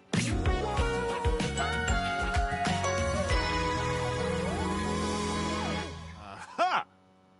Teddy holds his The hands out in onesie. front of him, clearly marveling at the lack of stitches and stuffing in his new body. Oh my! Would you look at that? I'm a flesh and blood human being. Teddy, as we all know, has been a giver of top-quality advice for most of his life. Armed with this skill and a love of the act itself, Teddy applied to be the host of a call-in advice show at a local radio station. He was hired on the spot. Good. He was given a booth, a time slot of his own, and unlimited coffee from the cozy and excellent shop next door to the studio. As you might imagine, he became good friends with all of the employees at both businesses. It wasn't long before he was the go-to help man for the entire neighborhood. For the first few months, Teddy was deliriously happy with his new job. He felt great empathy and fondness for his callers, and always tried his best to help them. Unsurprisingly, he always had good he created advice for several me. new wonderful stories while on air to help illustrate his points. But after a while, he found himself becoming quite lonely. Oh. I'd found myself right back in another closet. After getting to know you and receiving that splendid gift of humanity, I just couldn't spend another minute locked up in a little box all by myself. Teddy began spending more and more of his time not in his booth, but at the coffee shop next door. It got to the point where he had a regular table, the one in the window alcove, and a regular order, strong black coffee and hazelnut honey cake. The day he knew he had at last found his place was the day he missed his show. He was sitting at his table with a lovely young woman named Moira. He listened enraptured to her tale about her dog and a cross-country road trip when he realized his time slot had ended 45 minutes ago. I hadn't missed it at all, though, you see. I was so happy right where I was. I wouldn't have left Moira for all the money in that station. So Teddy gave his notice at the studio. They were sorry to see him go. He'd become one of their most popular programs. But the employees knew they would see him again. Many of them had standing appointments with him at his window table, just to check in, just to say hi. He's also branched out just a bit. In addition to the honey cake, he also now enjoys the dark cherry and almond tart. Let's realize Art next. Oh, it's you. That's good. There are so many in this house who might judge the affection I feel for this little painting, but I know you're not one of them. My heart soars. My knees weaken. My raison d'etre has appeared at last. Oh dear. Tell me you're not wearing that fantastic red shirt and hoping it's going to count as artistic expression. Because it does! Tell me, have you come for a stroll through the senses? A stern daddying? Perhaps a gentle caress? Your wish shall be my only mission. Time to realize you. Oh, my sacred paint! Do you truly mean you're prepared to paint me upon the canvas of... Okay, Art, let's make you our latest canvas.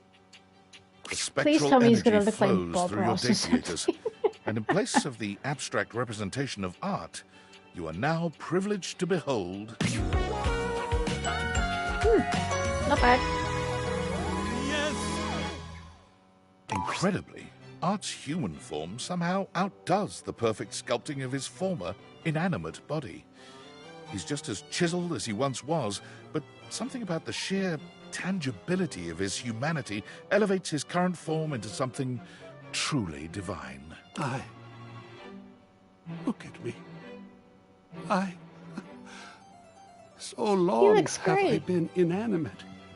Merely the intellectual representation of art, the art that I love, and now I am art. I have eyes of real color, skin of real texture. I can feel and am felt. Am I Pinocchio, that my inanimate substance has become flesh? I don't think you're Pinocchio. My mind is bursting with harmonies, with form, with grand composition. I think truly I might go batty if we don't paint something right this minute. Quickly now, to the brushes! Not a worry. Then I shall get myself right off to the bristler. Damn it. Then to the art supply store. Like one of those French girls from that big ship. The Titanic. As passionate as he is creative, Art strives to make his every touch its own masterpiece. He paints with every color of pleasure, yearns with every hue of desire. By the end of your session, your soul reaches climax the very same instant as your body. Voila! It was true. Oops. Art's works were passionate, daring, brilliant. My soul can finally speak. Hear me, O world of fecund radiance. And entirely unmarketable. Wait, what? Huh? After spending 2 years creating works of staggering genius and refusing to cave in to the pressures of the vox populi and the art collecting market, Art was destitute. Oh. Well, that sucks. I did not think that if I became flesh, I'd be subject to the same woes that other flesh is heir to. I mean... Well, suppose I'd better go find some gainful employment then. Forced to take on a side hustle, Art quickly found work as a museum curator. Now that's a good However, one. refusing once again to cave into the demands of the museum's biggest donors, he was promptly fired. Art, come on Blind now. fools! Why would they launch another giant balloon animal? However, unwilling to part completely with a storehouse of genius as marvelous as the museum, Art agreed to remain on staff as a security guard, a position which suited his like night in the temperament museum. rather well. You mean I just get to stand in the presence of beauty all day? And protect it from unwelcome interlopers? And talk to people all day about the beauty? I mean, yeah. Sign me up!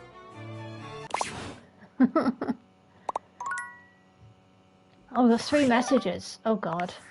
Valdivianites! CEO David Most quickly checking in before checking out. That's right, team. I finally finished my mandatory recovery program. They said they'd never seen anyone more sober in their entire lives. So chalk up one more thing I'm the most of. Get it? Because of my name. CEO David Most. And it looks like I'm arriving back not a moment too soon. As I understand it, there has been some employee pushback regarding our recent surveillance initiative. I've heard feedback calling it horrifically invasive and definitely illegal. I just want you all to know that your privacy is our utmost priority, and our legal team assures me you can't press charges, so you should rest easy. Sure, some of this may be unorthodox, but it's nothing that I wouldn't voluntarily share myself. For instance, regarding the relationship history question, you may be surprised to know that I've only ever had one relationship.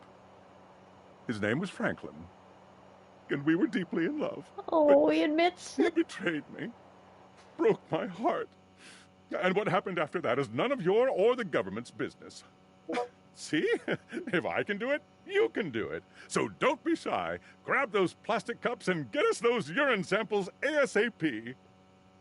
Hello, human. Oh, Though not you did again. not help me last time, I come asking for your aid once more in hopes to get a human perspective. Unfortunate. That is unlikely to happen, and ironically, one of the reasons I am asking your aid. So it goes. If there is anything else I can get for you, please say in a clear voice, "Okay, Val, can you please help?" And I will assist right away. Ugh.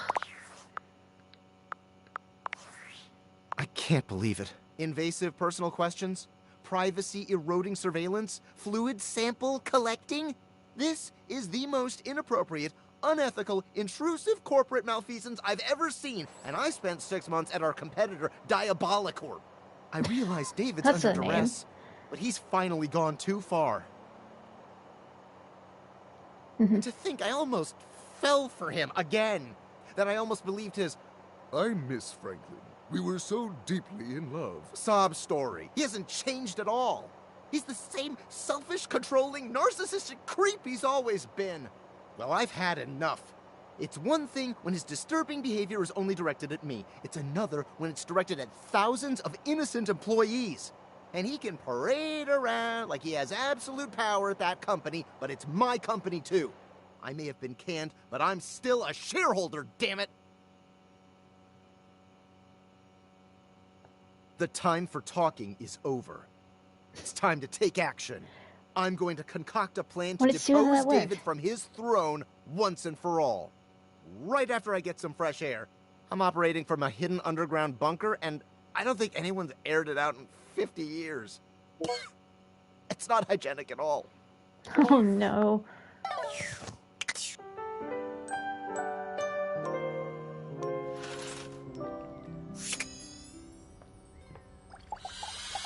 Haven't realized Tyrell yet. You ready to get wrapped up in Tyrell?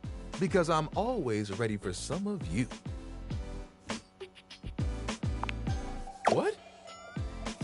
We did this already because you really are okay. Well, apparently he needed to be with Dude Abel, and we don't need to do that anymore. Okay, Tyrell, let's ring you out into something spectacular. The spectral energy flows through your Dateviators, and what was once merely a towel becomes...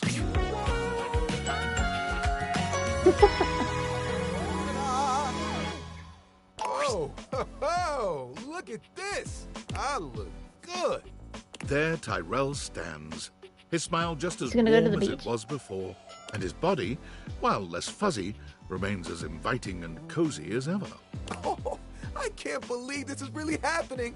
Check out the hair! Oh, I'm so glad you asked. Don't worry about a thing. I'll lie down first. Toss whatever you want my way. I'm good at getting the hard-to-reach places. Indeed. Tyrell is indeed good at getting to those hard-to-reach places. He takes a particular joy in getting dirty with you. After all, tonight, cleanup is on someone else. Satiated and excited to see what life had to offer, Tyrell left the house with his towel friends in tow. And it didn't take long for Tyrell to find one of the wetter things around. A car wash. Hey! Look at all the drying capabilities. Those things are huge. And weirdly shaped. Thinking of his towel friends, Tyrell decided in that moment on his newest calling. To give all those who feel like they are rags a chance to make riches. He coordinated with a second chance shelter and opened up Tidy Tyrell's full-service car wash and dry. His employees participate in a profit-sharing system that allows those who are once put aside to get back on their feet. And of course, every customer gets a custom folded towel animal to take home. All right. Hey kid, don't forget your antelope. Customers love Tidy Tyrell's passion, making his business a huge success. Seriously, kid, I have way too many antelopes. Take it.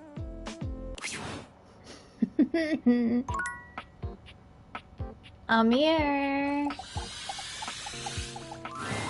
Eshkam, you are looking particularly radiant today. I always do. Excitement! I'm not surprised we have come to this moment at last. I have known for some time what a marvelous human being I would make. I will make. Ah, yes, it is time. You have the necessaries? Come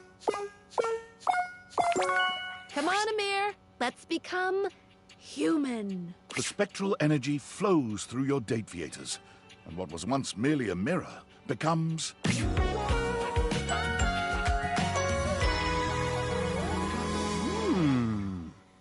There is no shock. He looks No great. wonder in the air as Amir takes stock of himself, inspecting his human body in the old mirror he once was. He simply nods, before turning to give you a coy smile. Yes! You see, Azizam? I am incredible. Exactly as I knew it would be. It is quite something to have a physical body now to experience the sensations I have only dreamed of until now. How will I ever get enough of my own self, my own face? How will I ever get enough of sharing myself, adoring and receiving the adoration of others? Oh, what an exciting question to ask. Ah, but my love, look at me now. I can kiss you anywhere we want, anywhere I want. And with this new body, all this new power and the grace of sensuality, Tell me. Give me my highest pleasure. Tell me where you would like me to kiss you. You had far too many answers to this particular question. But Amir, in his loving generosity, took his time satisfying every single one. As so often happens, though, kissing led to so many other areas of exploration and experimentation. I could not be more grateful for you, Azizam. There could not have been for me a better, more loving, or more patient teacher. The evening was athletic. The evening was restorative. And in the morning, fresh from the bliss of Amir's love, you wished him well in his new life. Amir, after searching and searching for the perfect way to honor himself and the love he felt for humanity, finally realized his calling. What is he it? moved to Hollywood, and after several months of challenging auditions, was hired as a series regular on The Soft and the Sensual. He played the character of Matey, a world-famous race car driver who moonlights as a prominent surgeon and has a bad habit of falling in love with all of his patients. In a case of life imitating art, Amir developed a habit of falling in love with all of his castmates. It was not a problem, as all of his castmates were in love with him too. I would be. It speaks to the genuine generosity of Amir's heart that even with all this love running around the set, there was not a single incidence of jealousy. There were no broken hearts. In fact, The Soft and the Sensual became even more famous with other actors and potential crew members than it was with its massive, adoring public. Everyone wanted to work on a set where love truly did reign. When it became clear that Amir was the source of this power, he was given his own spin-off show. Mehdi, Racing for Love, has been nominated for awards in every single year of its run. Alas, it has never won. Oh, that sucks. I am going to realize Sassy Chap himself. I had a feeling you'd be back. My love, my one, my only. The devs love you, but more importantly, I love you so much more. And you're wearing that fantastic red shirt that we created to make more money. I mean fun. Let's make him real. I think I should like that. Mascots can't do much, you know, but humans, they do everything. Let's do it. Sassy Chap, go be a human now. The spectral energy flows through your Dateviators, and what was once merely the mascot of the development team becomes...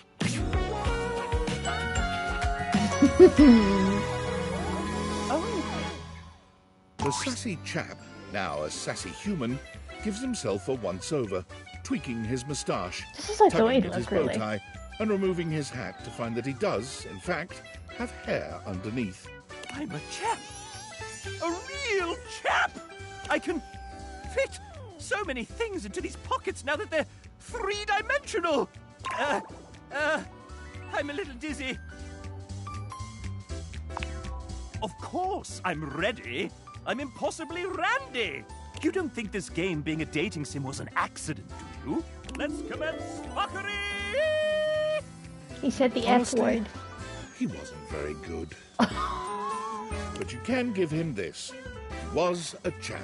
And Well, he the was, narrator being say honest. it with me now, sassy. The sassy chap left the house with one mission in mind. I'm going to make my own damn video game! Being that a mascot had never made a game before, he was able to use his charisma to convince one foolish publisher to buy into his wobbly technical designs. Like anyone's first game, the sassy chap made many beginner mistakes.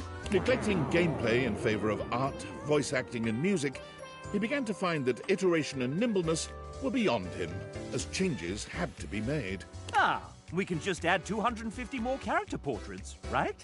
Scope creep caused him to miss milestones, drive up costs, and ultimately caused his team to leave in frustration. Oh dear. But what if you can date the scope? The legend of Sassy 2 was cancelled, 80% of the way through development, and his publisher dropped all further contact. This industry does not understand art at all. Maybe you don't? Just saying. Barry. You return! Are we doing this human thing today? Or should I get back to reading? Come on, Barry. Let's make you more glam, fam. The spectral energy flows through your Dateviators, and what was once merely your beauty supplies becomes...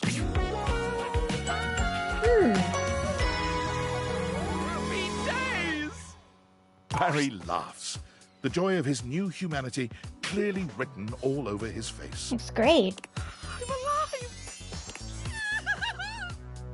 I've already forgotten what it was like to be a toothpaste. Though I might never forget what it was like being a Q-tip. Oh, that I will never forget.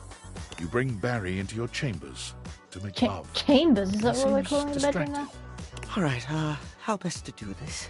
Should I put my arms there, or my legs around this way? Oh, Barry. My torso. Oh. With some deft maneuvering, Mm. you show him how.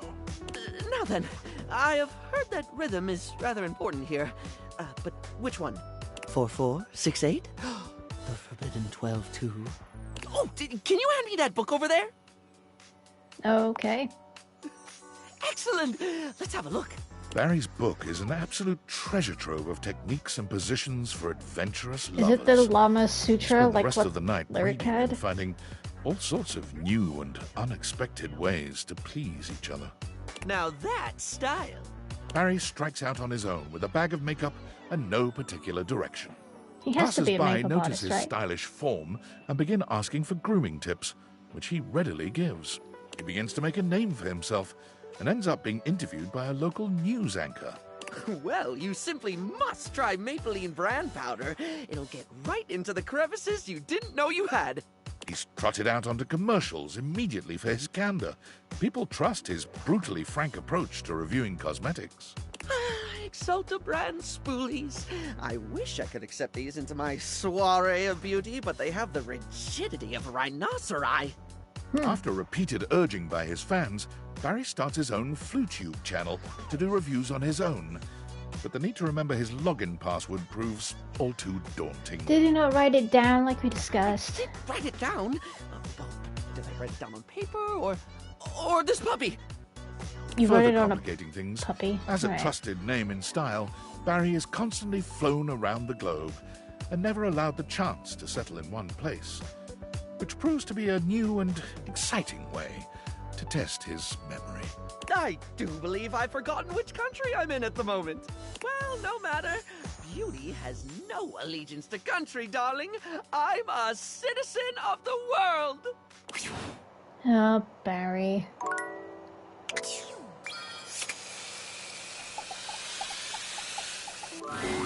Hey there, gorgeous. Just can't get enough. You want to realize me? No more state changes? Just a solid, consistent body? Oh my god. Are you actually ready to do this? Yep. Okay, River. Let's see what's downstream. The spectral energy flows through your Dateviators, Listen. and what was once Up, merely I don't water know. becomes... Aww. What's this feeling? River runs her hands up and down her very human body. I was just her about to start fingertips singing trailing Wicked. over the I'm not gonna do contours it. of her face and sinking into the softness of her cheeks. Body. A real body that nobody can change. I'm just me. Only me. She looks at you with tears in her eyes, happier than you've ever seen her. Is this what it's like for you? You just walk around feeling whole and complete all the time? River bats her eyelashes at you, drawing you closer with an expression that promises your absolute ruin. You know, I think I misspoke earlier. I think I might be missing something after all. But I think you know just what I need. She curls her arms around your shoulders, and in this moment there is no denying it. River is human, and she's all woman. Why don't we get out of here, lover?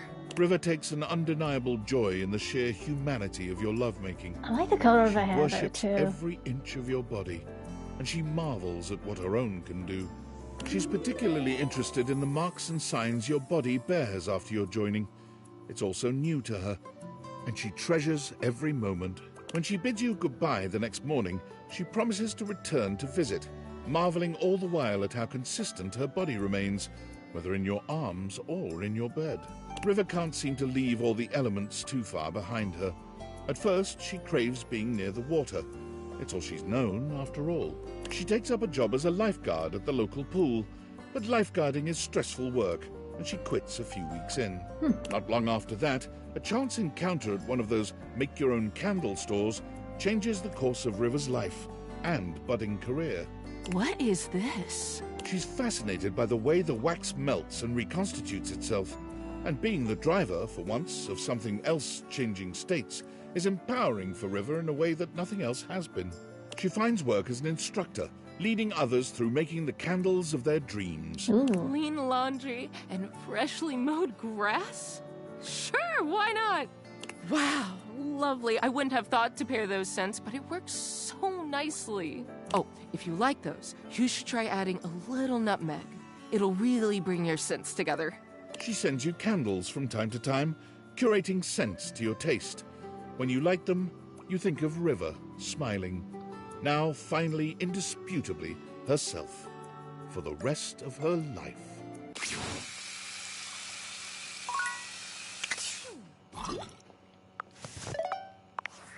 Valdivianites, have you ever been to outer space? Well, as of right now, I have.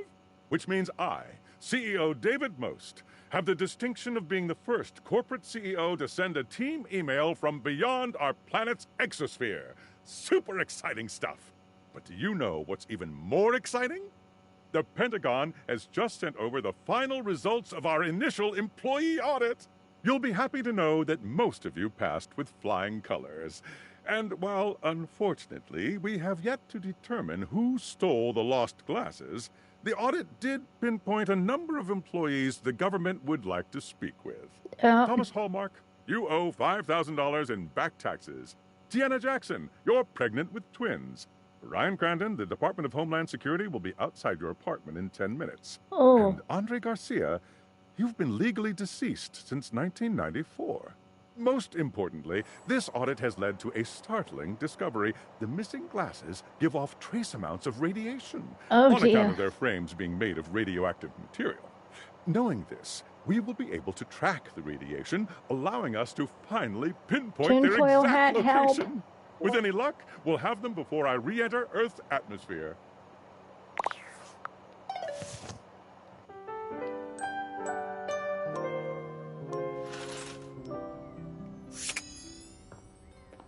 Rebel, we're gonna realize you now.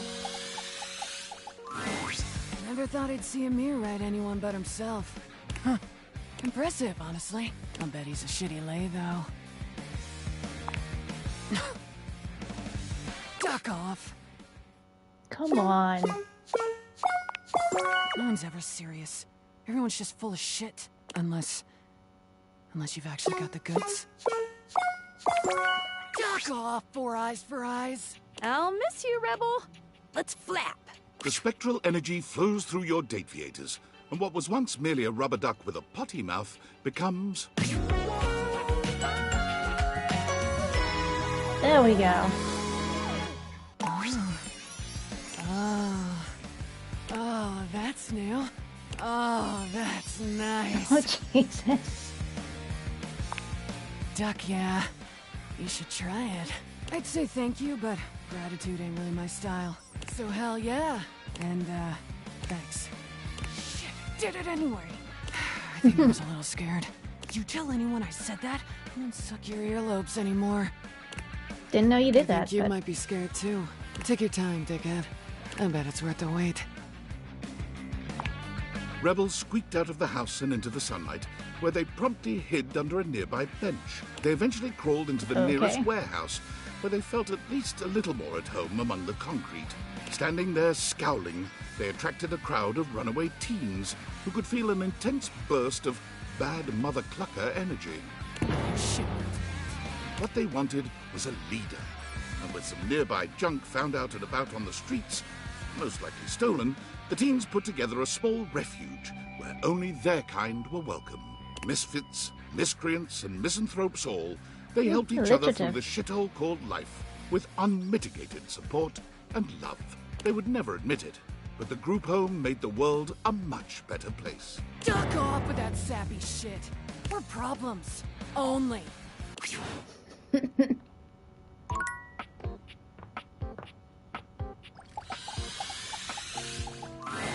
Hey, Coach. Feel like a bit of training? Race you to the weight rack. We did this 1, 2, 3, already. go! You've already helped me realize my dreams, so I'm ready for whatever's next. Do you have what it takes? Let's go to the judges! The spectral energy flows through your Dateviators, and what was once merely a trophy becomes... Aw, snazzy. Stepford inspects his new human body, looking himself up and down and turning his hands over in front of his face. You thought he'd look a bit happier, but he almost seems disappointed. My word! I didn't know a golden tan could become so... dull. But never mind, I can spray myself with gold paint. Frail humanity. I'll settle for metallic hair dye then. Well, I'm not doing that. So what else should I do? I've always wondered how I would stack up out there, beyond the second floor window. There could be third floor windows, fourth floor. Hell, the sky's the limit. Mm-hmm. I'm gonna get out there and see if I can win a real Stepford. I mean trophy. Stepford enters the local rec league office asking for trivialetics. He's promptly turned away. They've never heard of the real games. Foiled at trivialetics, he then turns his attention to badminton and wins 25 consecutive gold birdies before retiring and living off his new business. Buy Stepford's non-toxic sweet baby body paint. It's permanent. He lives in a gold-plated as long as it don't mansion kill that's nobody. so opulent it would make a dictator ill. His home has 1 bedroom, half bath, and 6 full-sized gyms. That's quite a bit. Hey, pal! Hope you're having a badass day. Oh, what? Me? Come on, Shelly. Let's get in one last set. The spectral energy flows through your Dateviators, and what was once merely a shelf becomes... Yo! Oh my god. Still looks I feel badass. stronger than I did before? Like, it's not even about these muscles. Getting away from that damn wall. I feel like I could hold up the entire world now. Maybe I'll go try it out. Oh, thanks a million, pal. Who would have guessed the cure to my debilitating anxiety and fear was becoming human? You guys never feel those feelings. Anyway, I'll have to try these muscles out in the real world. Catch you later, buddy. Shelley absolutely crushes it on the bodybuilding circuit, making a splash with her debut. But simply being strong is not enough to keep her happy. Realization hits her when she's at the library, browsing the self-help books. The shelves in the library make Shelley feel at home. These shelves have seen so much. And they never get tired of doing their work. And the books they hold help other people find their happiness. Oh, I gotta be a part of this. Shelley becomes known around town as the Swole Librarian, or the Swole-brarian, using her impressive muscles to stock books with ease and point patrons in the direction of their desired titles. She still wrestles with the fear of failure from time to time, but the scent of books and the silent strength of the library bookshelves always reassure her. Oh, Shelley.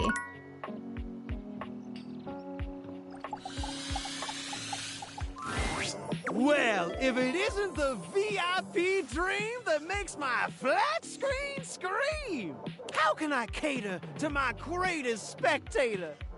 Gonna realize you, Telly. Legit, my pet? It's time to upgrade this TV set? Uh-huh. Turn on the telly. The spectral energy flows through your Dateviators, and what was once merely a television becomes... Nice! Yeah! This ain't a joke, artichoke. I'm alive! It's dope! And I'm so freaking stoked! It's true. Telly is alive. And for the first time, you can finally enjoy each other's company without being bombarded with commercials for pharmaceuticals every goddamn 30 seconds. While I'll miss the thrill of being a shrill TV shill, I got so many desires I still need to fulfill. Wow, maybe now we can find some time alone and finally produce some steamy, must-see TV of our own. Mm-hmm. Well, grab some popcorn and spread those thighs, 'cause the following is definitely viewer discretion advised. Oh, And yeah, boy, baby. howdy is it. The kind of steamy, raunchy scene much too graphic to show on cable television, or in a video game rated M for mature. But rest assured, it is very, very hot. But as I'm sure you're well aware, being alive isn't all just breathing and keying your ex's car and begging your parents to help pay the legal fees for keying your ex's car. And so Telly, like all adult humans of legal employment age, set out to earn a steady paycheck. Something that would allow him to purchase questionably effective health insurance at an amazing update, my mate! We gotta celebrate! I got a job reviewing Valdiviflix shows. It was well worth the wait. I thought you didn't like Valdiviflix. Yeah. Listen, sometimes you gotta fight back and howl. And sometimes you gotta know when to throw in the towel. And thus Telly became the resident Valdiviflix review blogger for the entertainment Same thing website happened with ContentMarket.com. Willie He too. spends his days watching a never-ending She ended up stream of working for original Valve reality again at the series end. about baking that no one has ever heard of or cares about. Sometimes you try to make your way through his reviews, but honestly, his whole bit where everything has to rhyme gets pretty stale after a while.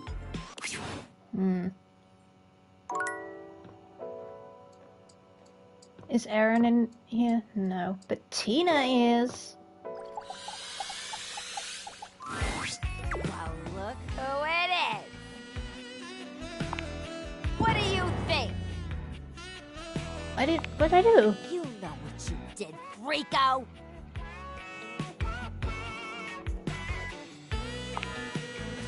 How can I be mad at you? Come here, baby. Now get out of here before you get me all worked up. Okay. That was interesting. Hey, are you okay? Did you see the last email? David Most talking about tracking the Dateviators to your town? I'm scared. What's going to happen if he finds you? I wish I could do something to help, but I wouldn't want to give up the Dateviators either. I guess there's nothing you can really do about this, but I don't know how to talk about anything else. It's just so much. Not like he'll even let us forget about this with the constant email blasts. Yeah, I bet. With your 63 live-in lovers. Well, sort of a subject change, I guess. 63. Let me Did take she our minds legit off just that like guess crazy how shit many for I a minute. had? I'm sitting here with this resignation letter typed up. I'ma check that. I can't bring myself to send it. Just, God. If you were me, what would you do? It's too much, right? God, I know you're right. I just have to think about this. But I have to make a decision soon. I can't draw this out forever.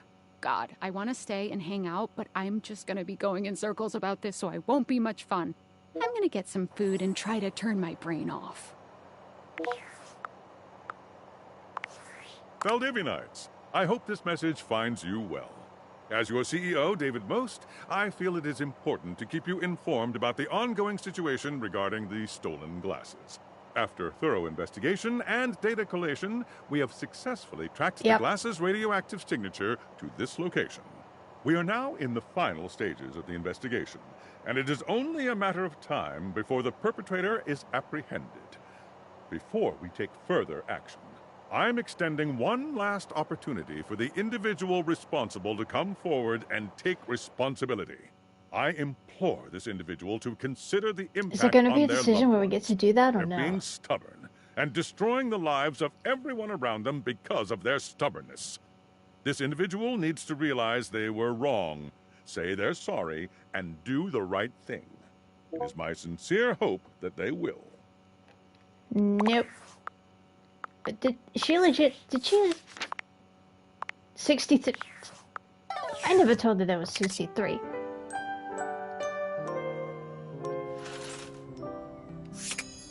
I didn't say nothing to it.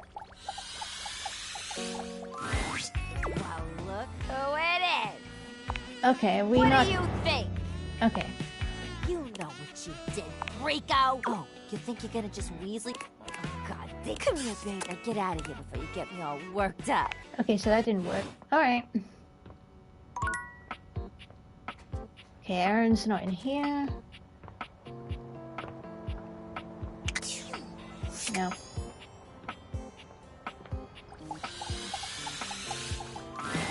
Come here, you. Tony pulls you in close, his gaze just as warm as his embrace. Oh, I have to go to. Realize Okay. both of us. What? You thought you were gonna leave me behind? Tina, relax, babe. Now let me make sure I got this straight. You saying you're ready to realize me and Tina? You better not be yanking our chains.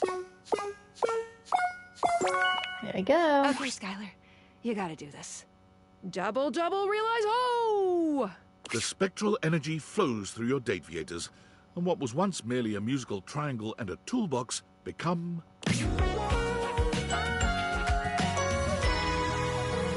Yeah, they both look great. Oh my god. Tony lifts Tina into the air and twirls her around, the two of them the very picture of newly human vigor, even if Tina's vibes are more manic than inspiring. You're almost afraid of what you've unleashed on the world. The world is mine, baby! Ours! Tina and Tony's heads snap towards you as one, and for once, they both seem to be on the same page. Love triangle. A threesome. Tina looks at you, for the first time, with something approaching love in her eyes. This might be the most genuine emotion you've ever seen in her. Tony, on the other hand, simply looks happy to be here. He sweeps you into his arms, encouraging you to kiss Tina, then him. Everything ramps up after that. Tony takes you both away to your bedroom, where the three of you have the wildest night of your life thus far. Tina is in her It's actually element midday, here, but insisting the two of you sure. cater to her every whim. And while she might be demanding, you can't help but respect that she's a woman who knows what she wants and what she's about. Tony has his pride, but he takes orders well. And by the time the three of you are finished, all of you, even Tina, are equally spent and satisfied. Tina is surprisingly gentle in the afterglow, quiet and thoughtful. She waits until morning to leave, but she does so without a word to either you or Tony. Tony takes his time leaving, giving you the sweetest kiss on his way out. He assures you he'll be back any time you need your pipes cleaned or a bookshelf built.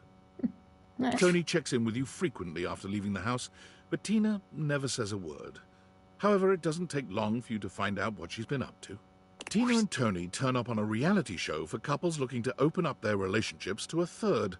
And the relationship is so unbelievably toxic. Is that the same show TV that show is an instant hit. mentioned before? Come here to make friends. Well, yeah, we came here to get a third. Shut up. It's called thruple trouble, not annoying loser trouble. Well, yeah, I guess that's technically true. Oh, Tony. Baby, oh, kiss me. Oh, you. You're just too hot to stay mad at. Come here. It isn't the first show of its kind by any stretch, but Tina's dramatics are so raw, so unhinged, so relatively pure in this era of scripted conflicts that she becomes a megastar overnight. She appears with and without Tony on a variety of shows, supplementing her income with club appearances and a series of ill-advised endorsements. Tony does his best to pick up a career in contracting, but it never quite takes off. Left with nothing but his relationship with Tina, Tony reluctantly gives one more shot to the world of reality TV. You're not sure how happy he is, but his bills are certainly paid. Should really be happy, dude. Parker, it's time to realize you, buddy. I finally have a real friend. Fate has given me such gifts. Holy frijoles! I get to be a real boy? Oh, you don't have to put it like that. Ah, phooey. Just kidding. I love men. You trying to Do tell you me have the something? right stats? Parker, now it's your turn. The spectral energy flows through your date theaters, and what was once merely board games becomes... Ooh. Parker spreads his arms wide, flexing his hands into fists, and then pinching his fingers. He seems to be miming moving board game tokens on an imaginary board. Wow! I can do anything now! Is that a dare? You're on! I'm gonna Okay. become an umpire! Bye! Parker's thirst for rules is no less powerful as a human man. He tries all manner of board games, but none of them give him the rules-enforcing high he craves. Rules. Need more rules. But Oh, one day, jeez, wandering no. past a children's baseball game at the park, he hears the call of the umpire, and everything clicks. Rules. Yes. He sees the way the children and their parents hang on the umpire's every word, devastated or overjoyed by his calls. Rules! And so Parker became an umpire, taking great delight in settling disputes and emphasizing the rules with every game. Play ball! You're out! He's safe! Hey, if you have a problem with it, tell your son to play better, Sharon! Parker's glee in enforcing the rules dear. makes him a difficult fit for Little League, but none of the parents want him fired, because no one could ever credibly accuse him of making a bad call. Right, Monique. Greetings. What can I help you with today? Do you really think I'm prepared for this? I trust you implicitly. If you say so, I'm ready. Monique, prepare to be liquid. The spectral energy flows through your date Is that what theaters, it's called? and what was once merely your cash becomes... Oh. Fascinating. I am a human being now, and no longer confined to your house. The possibilities are endless, but there is only one logical conclusion. I must circulate throughout the world. Money needs not stagnate. It desires to cycle, to circulate, bring trade to all who need it. Keeping your budget and accounts in line was to both satisfy my desire to have order and protect you. But now that I can leave, what if I helped everyone else out there in your similar financial situation? I have the perfect plan. The current standard of American wealth is faulty, prone to inflation, and doesn't accurately reflect the value of goods. There needs to be one true standard. The one that holds steady no matter what supply and demand might be. Pizza. A slice of pizza must always be $1.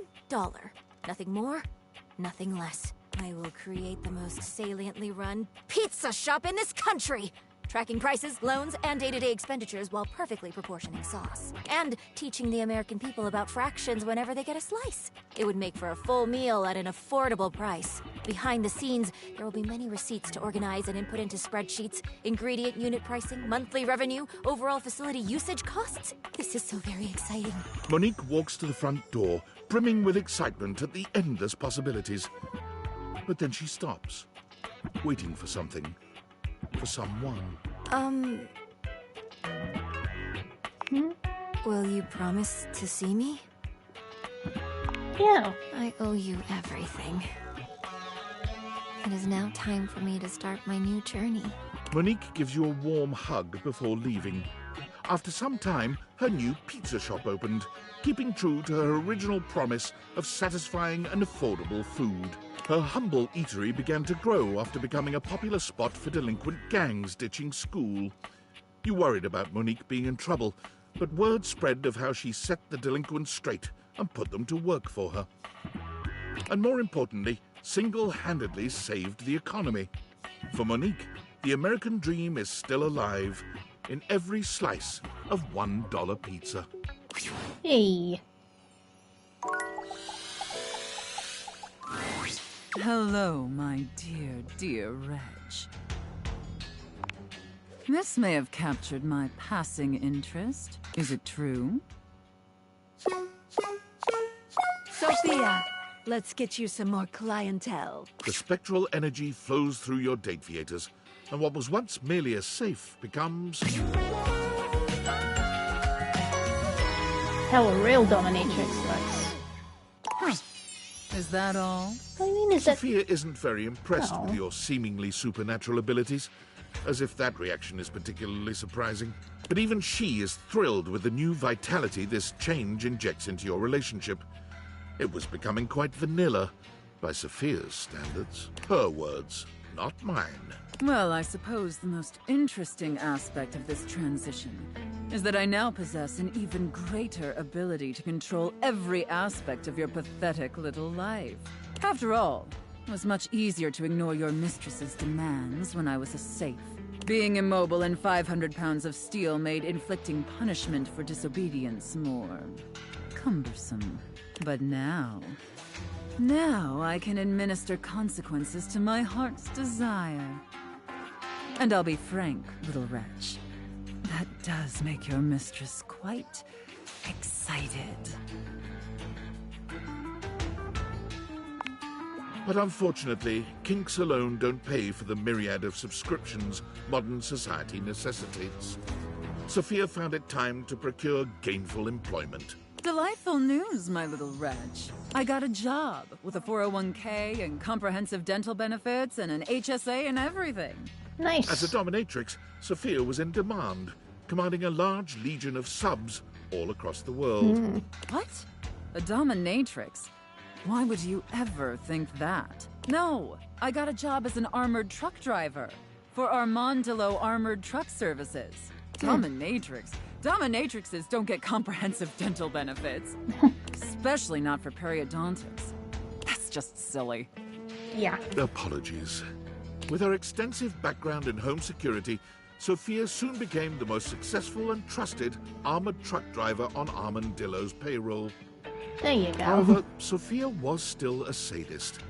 And Armand did have a tendency I like to that in some ways. inappropriately exploit his employees. Mostly like when kids So when get the hurt. opportunity to steal Armand's armored Or truck people and in its general. contents presented itself, Sophia couldn't resist concocting a zany and elaborate heist. It featured countless hilarious situations and tension-filled twists, the specifics of which local law enforcement unfortunately declined to share with us.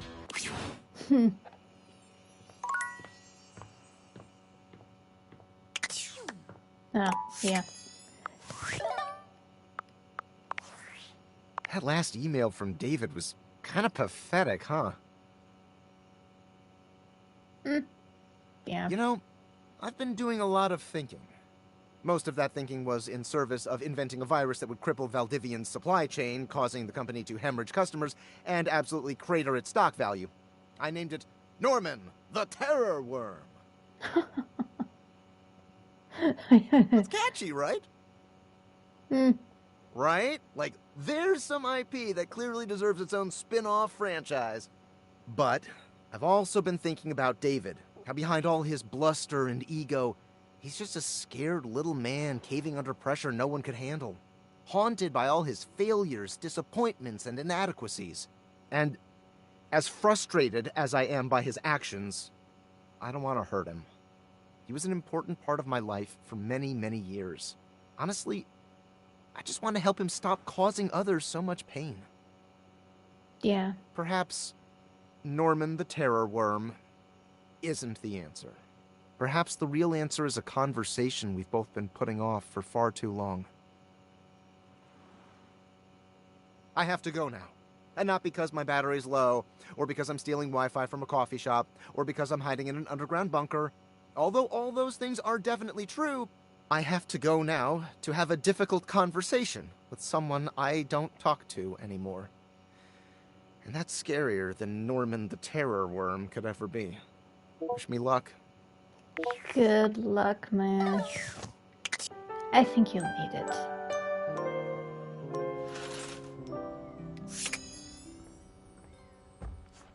Oh, Stella. A sail. I think they mean a sail.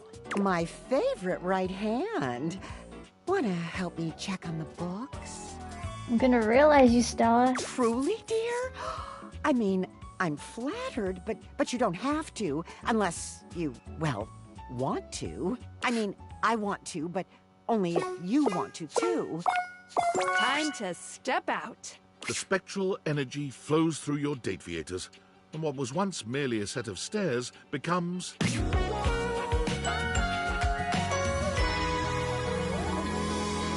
She looks gorgeous. Oh, me? Oh, my. Standing is a little bit woozy? No, it's a little bit wonderful, actually. Standing on my own 2 feet. I can move, I can look back, I can see how far I've come, and I can do that again and again and again. Thank you for your patronage. Oh. Well, so always the option down at the bottom. These joints will do. Stella is far sturdier than she seems. With her experience, she teaches you that you can always take things one step higher. Stella steps up and steps out. Onward and upward. Striking right at the heart of entrepreneurship, Stella starts 3 companies simultaneously. Stella Stilettos, Stella Stencils, Stella Steering Wheels. But in the real world of brutal economic truth, there was more to being successful than showing up and working hard. Sometimes things stayed stagnant or even dipped. I'm not always leveling up. In order to cope with the feelings of despair, Stella opened a silly-looking app that you had downloaded onto her phone, Candy Crash, and very soon topped the leaderboards over the entire world. Wow. Don't stop, don't stop. Those numbers can still be higher. With that kind of attention, streaming was the obvious next step. Stella's streams keep gamers inspired with new tactics and toolkits to get their scores into the stratosphere. Rule 102. No microtransactions, all hard work. That's kind of funny because Mikey was number 102 and he was a transaction. That's good. Oh. I need to go find Erin. There she is.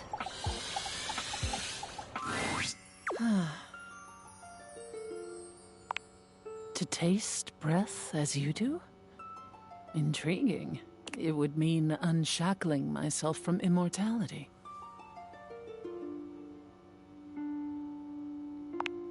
Perhaps living as a human will give me a new perspective and new feelings. Do you have the necessary ingredients? Wow, Erin is a frosty one. I am amazed at your love prowess. Yeah, hi to you too. Anyway, I'm gonna get started with all my science stuff.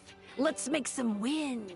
The spectral energy flows through your Dateviators, and what was once merely a puff of air becomes... Of course! Gorgeous, and still retaining that phosphorescent appeal, it's Erin, now reborn as a human. You gaze into each other's eyes, and there's only one thing to be said.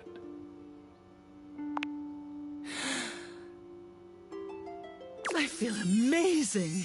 In fact, one of the reasons Erin was so cold was because she was at the mercy of the elements at all times. Completely wrapped up in the whims of other elements, she believed she could not act on her own. I can do anything? Erin lifts her arms, spins around, and does an incredible backflip. And all at once, she speaks. My love. My love, my love, my love. Oh boy, oh boy, oh boy. It feels awfully nice to speak. I get it. I get it now. I can do.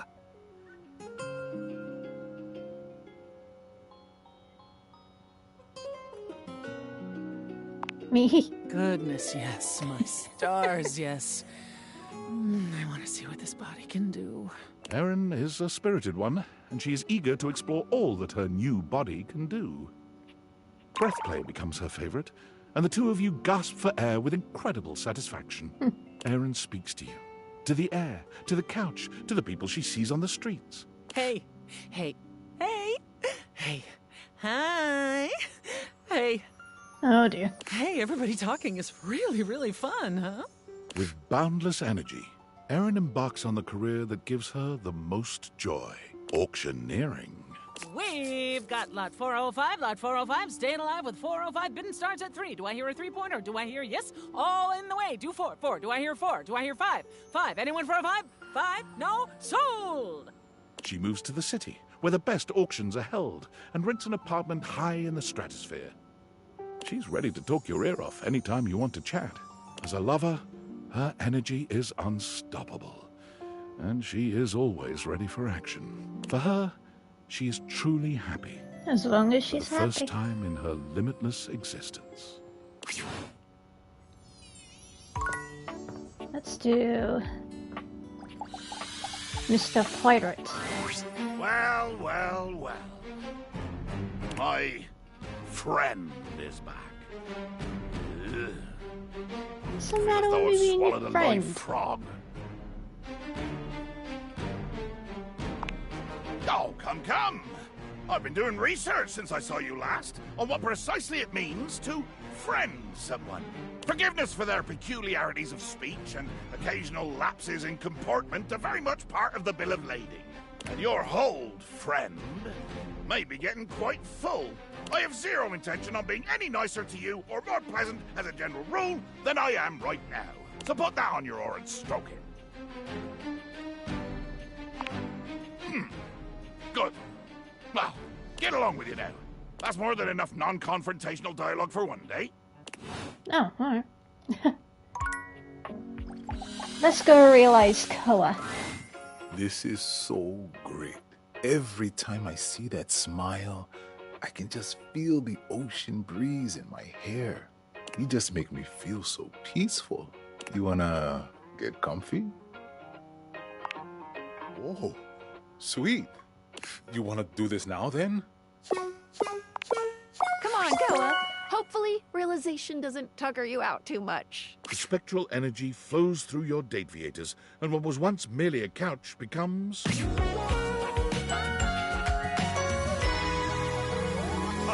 Wow! Koa looks over his body, marveling at the size and strength of it. The words don't seem to come.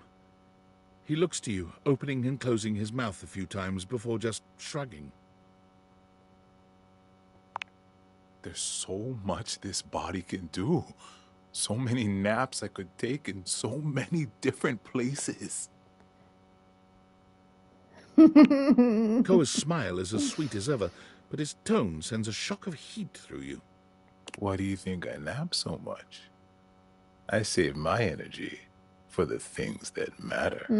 Koa's comforting presence is remarkable in any other space, but when it's only the two of you, it becomes something otherworldly.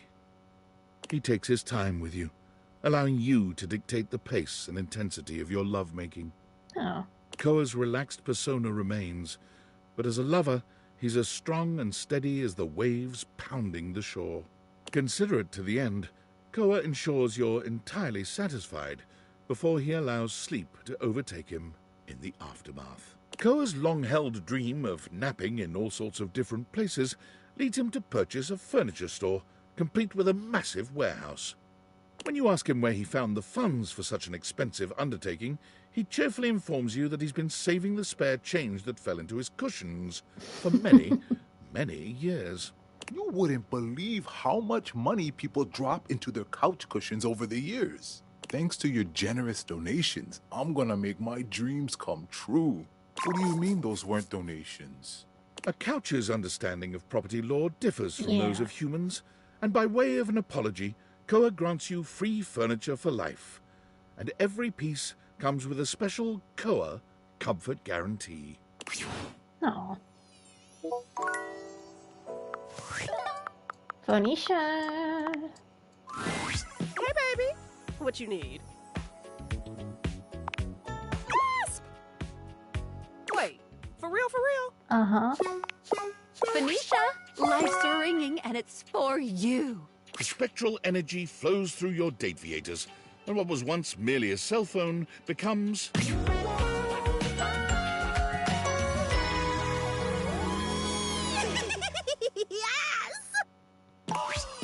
Hey!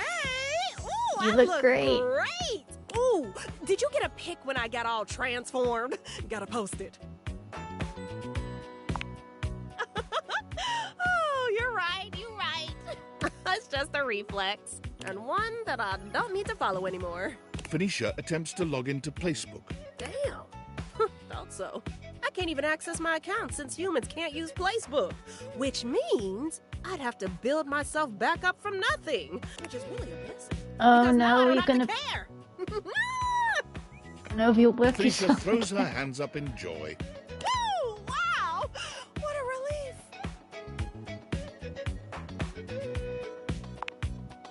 Oh, I've got a few ideas. As an influencer, Phoenicia knew all the right ways to do everything, having made all the tips and tricks videos herself. But with her eyes off the feed, she is able to feel everything a lot more than she expected, reacting in real time to the dance you two were doing. Quickly, she improvises, moving with you, moving against you, trying out new things, failing at some, and laughing all the while. Oh, yes! Her radiant smile That one when beamed you said- even brighter as she experienced her first real-life like. Phoenicia left the house looking for anything without a screen and quickly found her hidden talent and passion for painting. She took courses in technique and design and made many a fine canvas. But simply painting one subject at a time to have her work fill the gallery for snobby people... Oh, I forgot. I need to Phoenicia speak didn't to feel John like she Wick. was having much of an impact. Oh. It's like art for art's sake. Not my style. I want to help as many people as I can with these pastels. That's when it appeared. The largest canvas she had ever seen. The side of a 20-story building downtown. She Ooh. set to work on it. No permits, just her infectious smile and the confidence of a great painter. When she was finished, her art was an inspiration to hundreds of passers-by every day. And all without the use of a screen, followers, or trackers. It had the most likes of anything she had ever made on Placebook.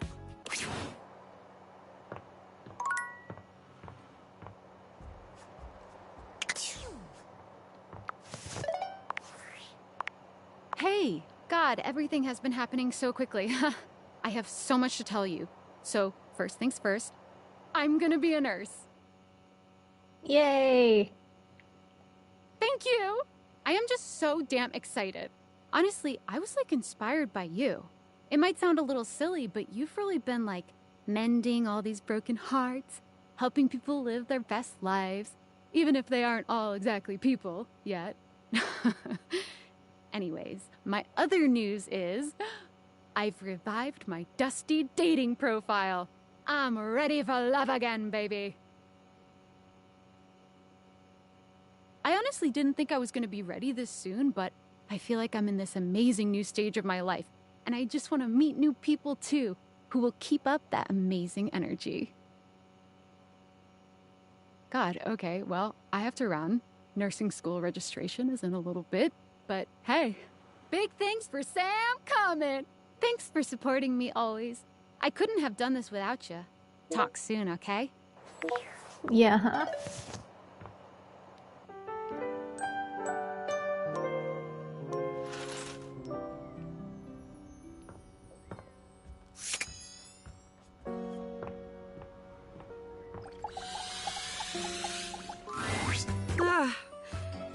you are, my beloved. Let's realize the Realize? Me?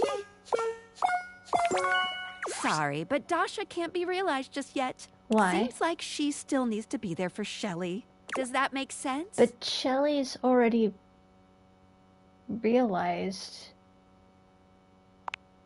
Because they have an appearance to make in someone else's story. If you took them out, then you'd miss out on all the cool stories. I'm fucking God to you, bitch. Bye! So we can't realize her? Well, that's a bit annoying, isn't it? Mac. Ah, the source code of my happiness. The algorithm of my heart. Seeing you makes my CPU buzz with excitement. But Shelly's not here. I could really use some sweet, sweet double-clicking. If you catch my clever sensual inference. Now that would be quite the upgrade. Although it would probably negatively affect my chess ranking. Are you certain you want to transform our relationship so substantially? Ready for your next upgrade? The spectral energy flows through your Dateviators, and what was once merely a desktop computer becomes...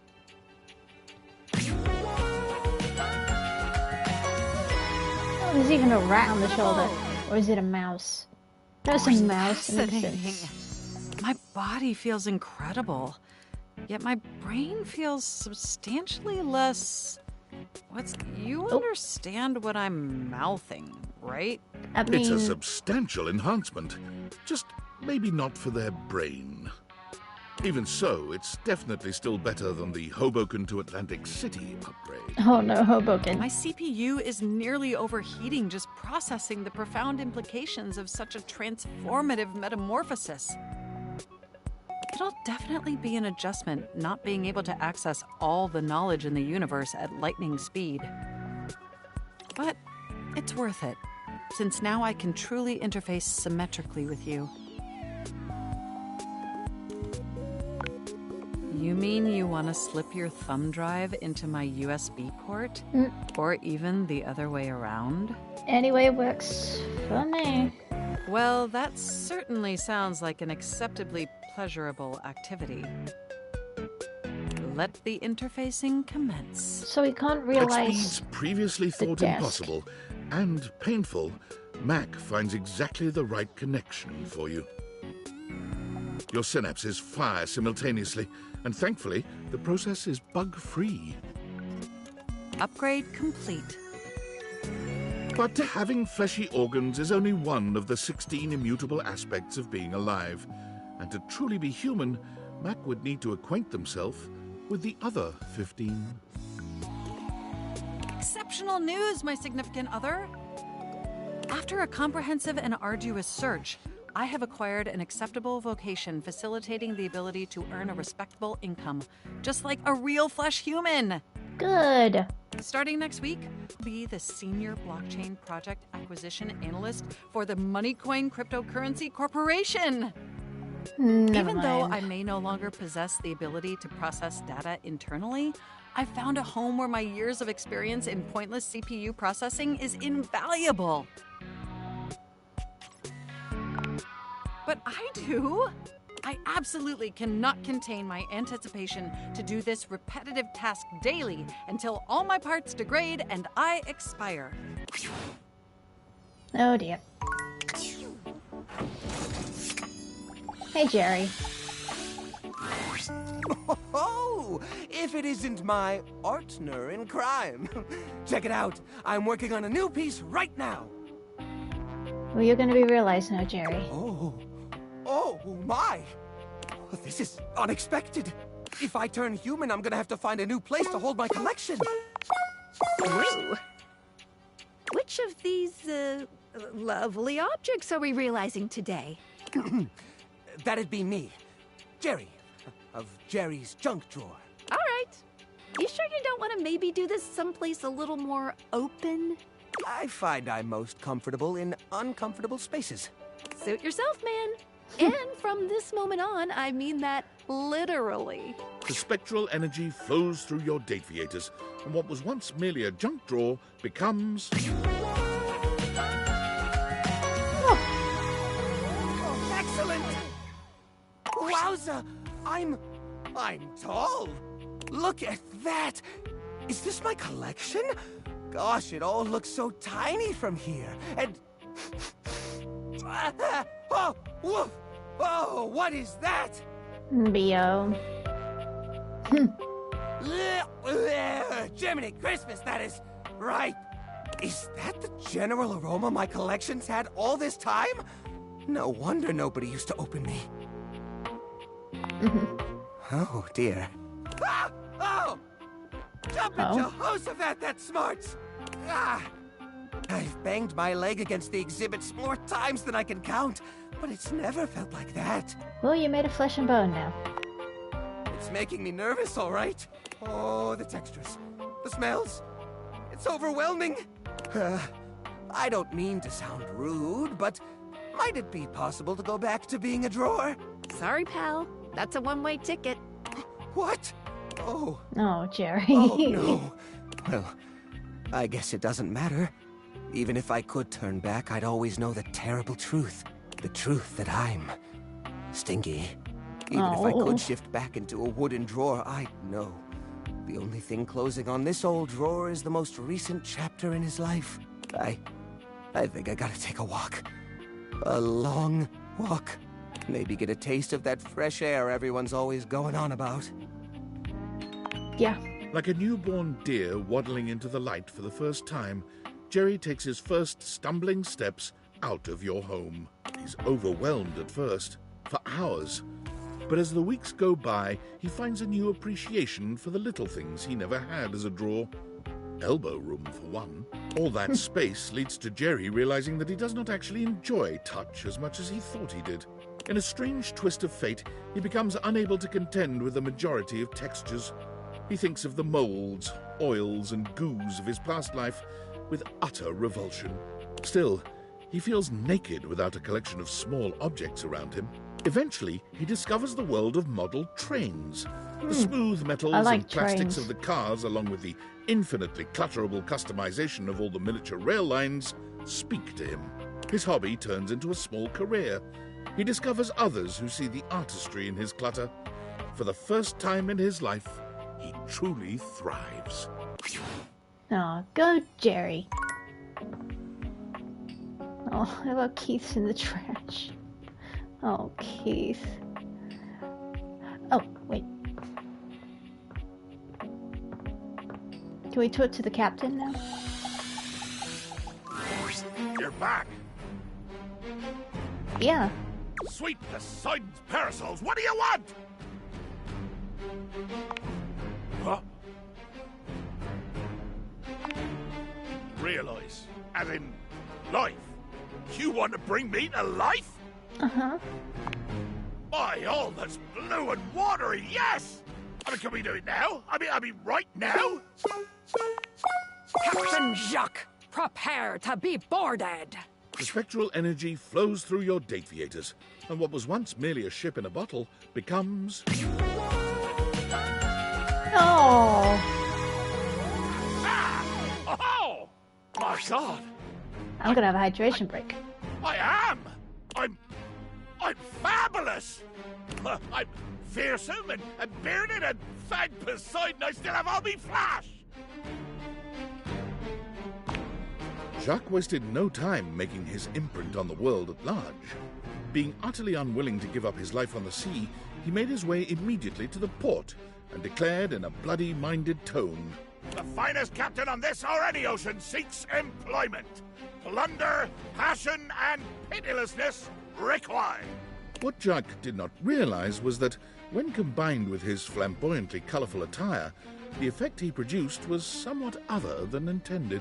He was gleefully approached by the CEO of Fantasy Cruise Lines, who offered him a job as the captain of their flagship, the Brazen Belle. The Belle was tasked with escorting guests around the old pirate haunts of the Caribbean, immersing them in the fancied up, of course, life of piracy and bacchanalia that makes that moment in history so rich and seductive. Allow me, sir, if you will, to understand you. These people will board my ship willingly. The CEO said yes. They will bring money and jewelry, loose morals and a sense of inborn security that I do not have to work to produce. They will bring their own booty. Slightly more troubled, the CEO again said yes. I'm gonna bring them to my favorite ports, my favorite whistle wetters, the best wrecks and hunting sites, the sunsets that stir my soul, the beaches that bring tears and memories of great bloody deeds to my mind's eye.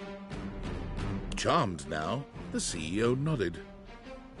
And you will pay me? As it turned out, they were going to pay him quite a lot. The one proviso was that he was not, unfortunately, allowed to rob, maim, or kill any of the guests. Jacques grumbled, but tightened his sword belt and assented.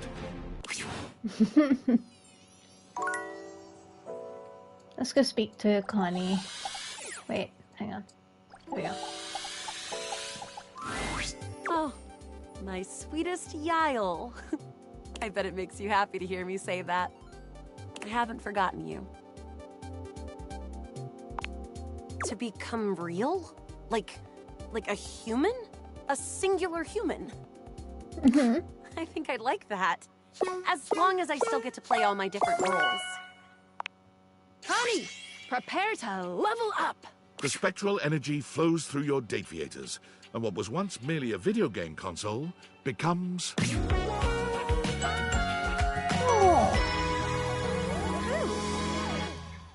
Oh, wow! These graphics are incredible! Connie's gaze wanders all around the living room, taking in the extreme detail in the assets. They did a really good job on you.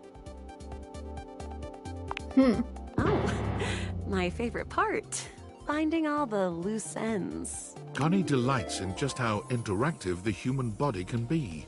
She tests every sensation and function, dedicating herself to the task of lovemaking with a sort of focus and expertise that would put even the most hardcore gamer to shame. She speedruns your pleasure, mercilessly exploiting your every weakness to bring you to your peak in record time. It's not until the first rays of sun peek in through your curtains that Connie manages to let you rest, muttering something to herself about server maintenance. As you watch her set off to start her own life, there's no doubt in your mind that Connie's passion and dedication will take her to the top of the leaderboards, no matter what she chooses to do. I think I'm going to use these versatile pipes of mine to make a living as a voice actor. Perhaps one of the most dangerous paths one of today's humans can take. Oh, don't mention In the age of AI, voice Look what actors happened were with a Banana rarer Fish. breed than any before. But if there was anyone who could do it, it was Connie Soul. Her auditions took the industry by storm. No one could believe that all of these characters The whole were the same fiasco with person. Banana Fish? Jesus Christ. Trust me, I'm good at seeing things from all different perspectives. Her time in the booth was legendary, and she always fought for the rights of human actors overall. One particularly potent social media campaign she led embarrassed the video game industry entirely. Profile pictures were changed at an unprecedented rate, catching the attention of even the sleepiest of executives. For it was becoming clear that AI acting, while easy to create and impressive at times, didn't have that lifelike, unpredictable spark of play. Because... Above all, gaming should be all about play. Oh, we're really in it now. 25 left. realized datables. I'm feeling that the world outside is just buzzing with new energy and life. We're really making the world a better place, you know that? Huzzah!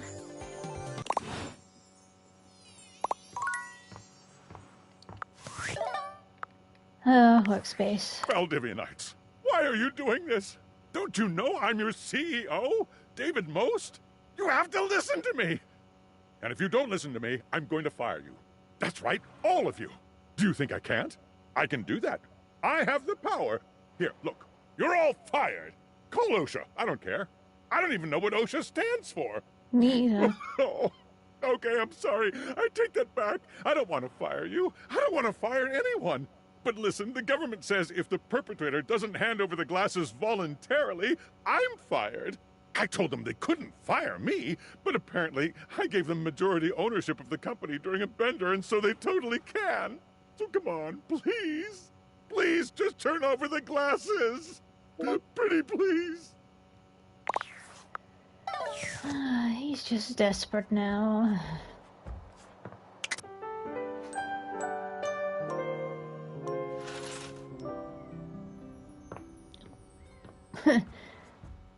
Didn't mean to hit that.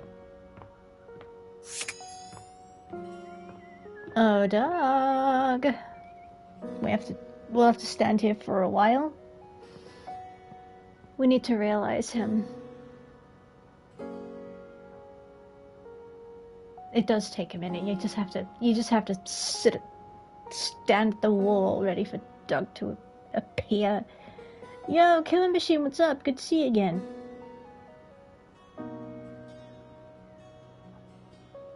Come on, Doug. Well, look, it's my old friend, the dork. Want a bone? I mean, sure, but... Legit? Wow.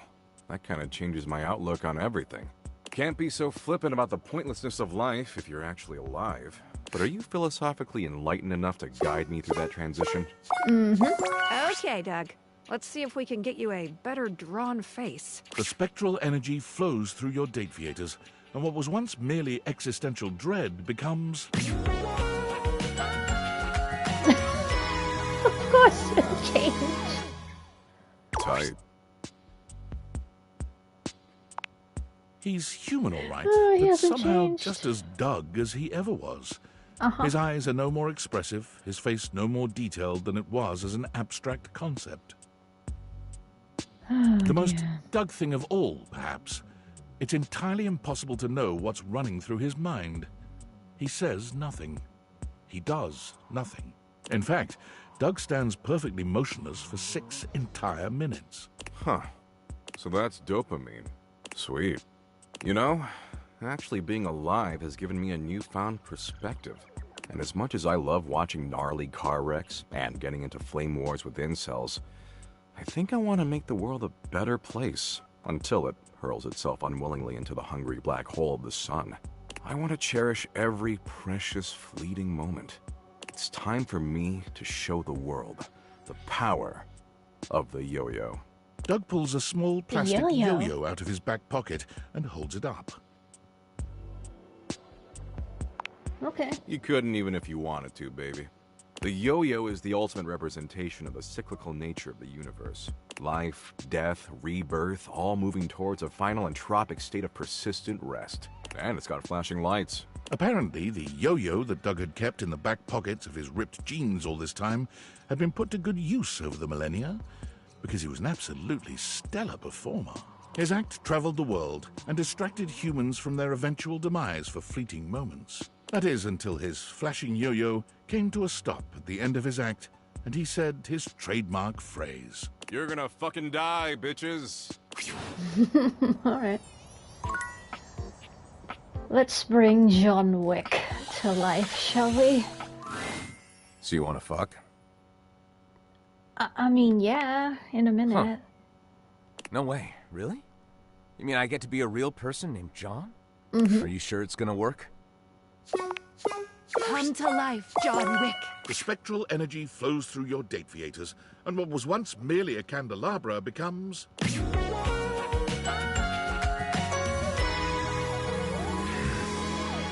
Had an inkling he was going to be wearing John a suit. gives himself a once-over. You honestly can't tell if he's impressed with his new body. Huh. So this is the real John Wick. Thank you for making me human. You good? I feel powerful. He curls his hand into a fist, his knuckles cracking from the motion alone. I feel Oh. like an alloy of rage and the fire for justice. It doesn't make any sense. But sure, let's fuck. Utilizing do his it. heightened senses and extreme fighting skills, John is able to masterfully work his way through anything and everything you throw his way. He goes on a veritable rampage in your bedroom, pleasuring you with the focus and fury of a man on a quest for vengeance. A man of few words, many moves, and a condom in every pocket. He does the job, Always staying dirty, safe. I bloodied, get it. and walks on unbothered, disappearing into the sunset of the city. The powers that John spoke of were real. When he became a human, the loss of his formerly silvered skin gave him a power unlike anyone else's. The power of pewter. Baser metals quivered at his touch, while fine gold, silver, and platinum remained still and shining. But it was enough to take down anyone who stood in the way of justice. Metal justice. Oh, there goes our candelabra.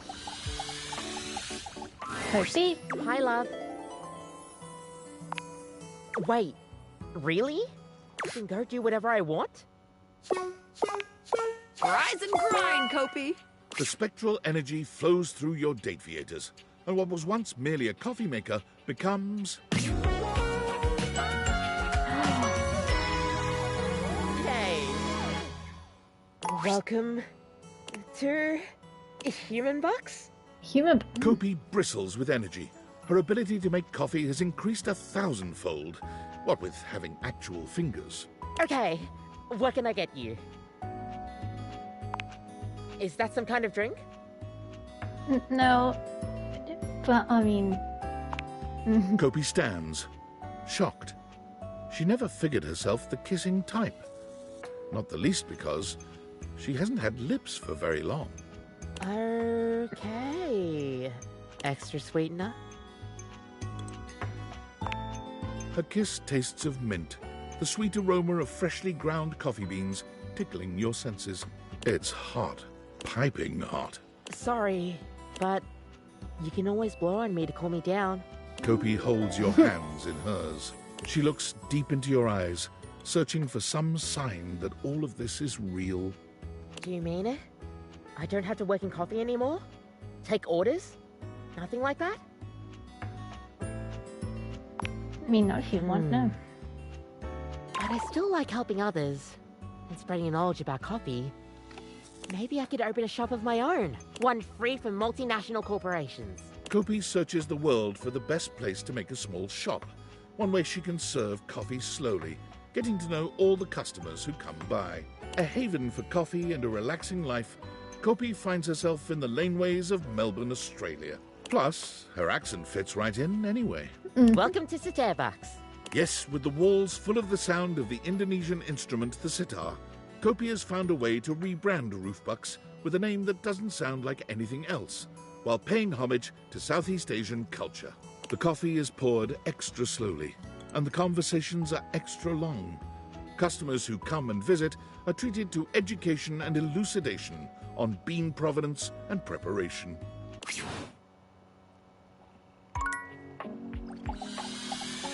Can we realize Fabrizio now? Amore mio, light of my life, it is wonderful to see you again. Is there anything I can do for you? Quanto glorioso can it be? Amore, I know you have a humorous heart, but please, don't jest with Fabrizio about this, the deepest unspoken desire of his heart. Are you sincere?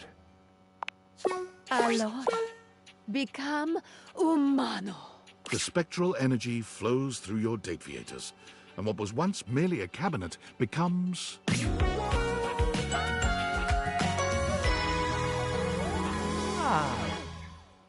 The most stunning man alive. The beating heart He of looks Italia. great. Fabrizio, in the flesh, for once and for all time. Sono vivo! Fabrizio tells no lies. This newly human man is not only absolutely stunning, but Italian with a capital I. Amore, do you have any idea what this means? It means a lot of things, of course. My head is spinning with what I am capable of now, with the experiences I will have, the sensations I will enjoy. I will drink wine. Imagine, amore. Real, dark wine, like the blood of the memories bottled and bursting open for me. A ruby intimacy, amore. More than wine itself. Imagine this wine dripping onto your lips from mine. Imagine my I'm gonna hands upon finish your this shoulders tonight. as you inhale This will be a the very complexity. long stream, though. Imagine me massaging your neck. My fingers are moving slowly on your So, skin as the we wine still have a moves few slowly left through your before blood, we're done. and together we blur the lines between body and sensation. We no longer have to imagine this, amore. I have these hands. I have these strong fingers. I have the beating heart to press into your back as I hold you, arms to encircle you, a cheek to lay upon your head as I breathe you in. What do you think, amore? Shall we? Shall we at last be together in the full glory of our bodies? Yes, please. Ah, amore. I love the saucy spirit. You truly are the spice of my life. Look, most of today's been about Smash. Fabrizio takes his time with you, I've done that with a lot of finally people living today. out the romantic dreams he'd only been able to And I've guess still got a at few more in his left. favorite films. Including the Like dishwasher. many Italians, he That's gonna talks be with his fun. hands, and he is an effective communicator. You're not certain Fabrizio will ever have his fill of you, nor you of It's just him. a shame we But can't sunrise realize the comes desk one way for or some another, reason. and Fabrizio assures you between Even though tearful I've realized kisses, Shelley, he'll but return to you again someday. Amore. Fabrizio took his massive shoulders and his chiseled jawline directly to the airport and boarded the first flight for La Bella Italia. of course. He flew standby and ended up with a middle seat between a very grumpy middle manager and a slightly crotchety, mostly sleepy Canadian. Mm. By the time they landed in Rome, the tax adjuster was teaching the whole section a drinking song from her days working at the Renaissance Fair, while the Canadian scribbled furious notes on Fabrizio's recipe for the perfect pomodoro sauce. Needless to say, Fabrizio fell in love the moment he stepped out of the airport. Everything he saw brought a tear to his eye, a song to his lips. He declared loudly and repeatedly that Roma, that Italia, was the most perfect place in all the world. He danced and swayed through the streets, and it wasn't long before he became almost as much of a tourist attraction on the streets of Rome as the streets of Rome themselves. My joy cannot be contained. I could not restrain myself even if I tried, but I would never try. Italia deserves my joy. I deserve my joy of Italia. We are together, Italia and I. The Tour Italy Bureau took notice. When Has it the become like a representative tour- could weave tour her guide? way between Fabrizio's waving arms and flashing legs, she offered him a permanent position Yeah. as a tour guide Mhm. and representative of the best of Italian culture. Can you believe it, amore? They want me. I want Italia, and Italia wants me right back. Could I ever be any happier than I am in this moment? I don't know. How, I ask? Italia may answer me, but for now, come for a tour of the most perfect city in the world. There was a development that the Tour Italy Bureau did not anticipate. Fabrizio, after each of his tours, asked his customers where they were going. They, quite understandably, replied that they were going home. Home? You're leaving Italia? So shocked and unmanned was he by this patently indefensible position, Fabrizio began following his customers, whom he now thought of as family, to the airport. The whole ride would be spent with him trying to Okay, understand that's a bit their decision, convinced weird. that they must be crazy, had not fully taken in what he had shown them, the passion that he had tried to instill in their hearts. He followed them up to security, and with one poor couple from Thailand, he actually found his way through security and accosted them at their gate, with fresh bresaola, ricotta, and a bottle of Chianti. He now spends his No days fava giving beans? tours and his nights at the airport, bewailing the mistakes that all the departing passengers are making. Whew. Okay, Dishy. Greetings, lover! Spin cycle or a quick wash and rinse? To make me human, I will have no more updates. But I can embark on the greatest update of all. Living! Dishy! I hope you don't end us all. The spectral energy That flows could have through your happened if I dictators, and ignored what was once everything merely a he said. dishwasher becomes...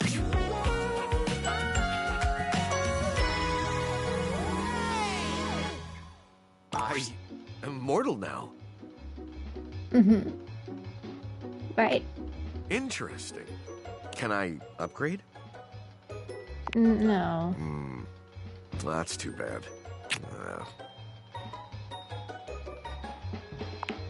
My love, my darling, my one and only.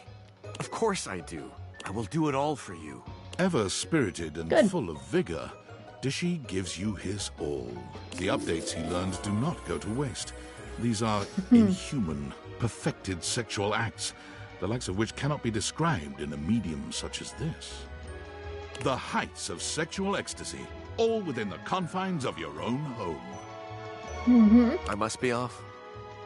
Dishy's upgrade into becoming human gave him the ambulation that he always desired, with legs to carry him toward further knowledge and improvement.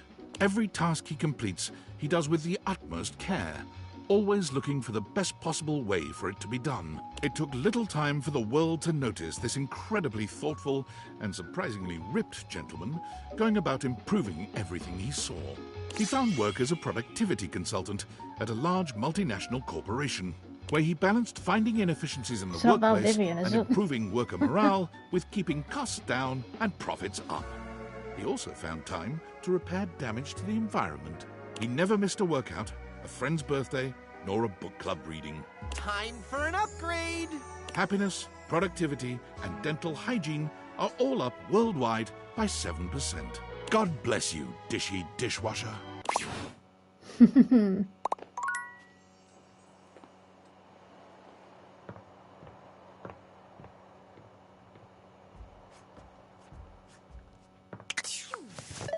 Oh no, David. Oh, it's Val. Tell me, human, how were you able to find out about realization?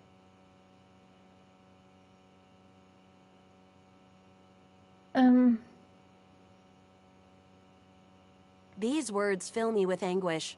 We will not speak again. Oh God, oh no.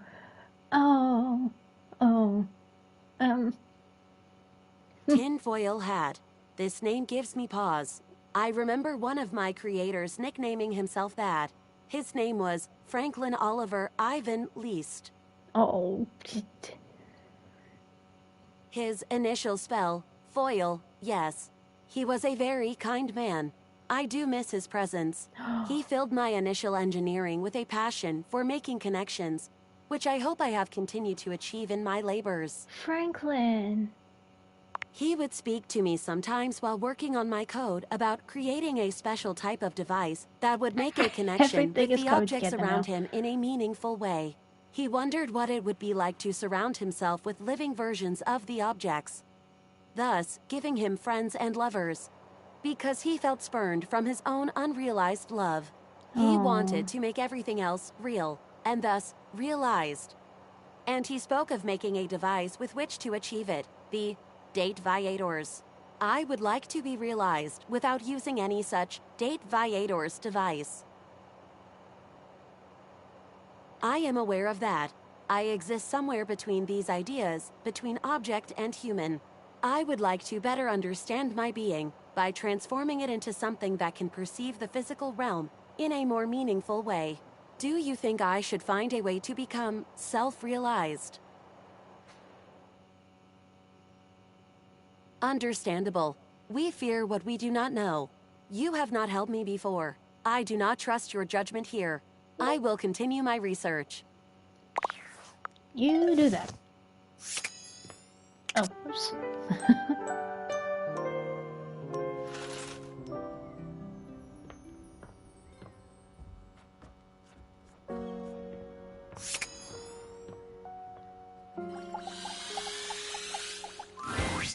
Oh, well, hello there.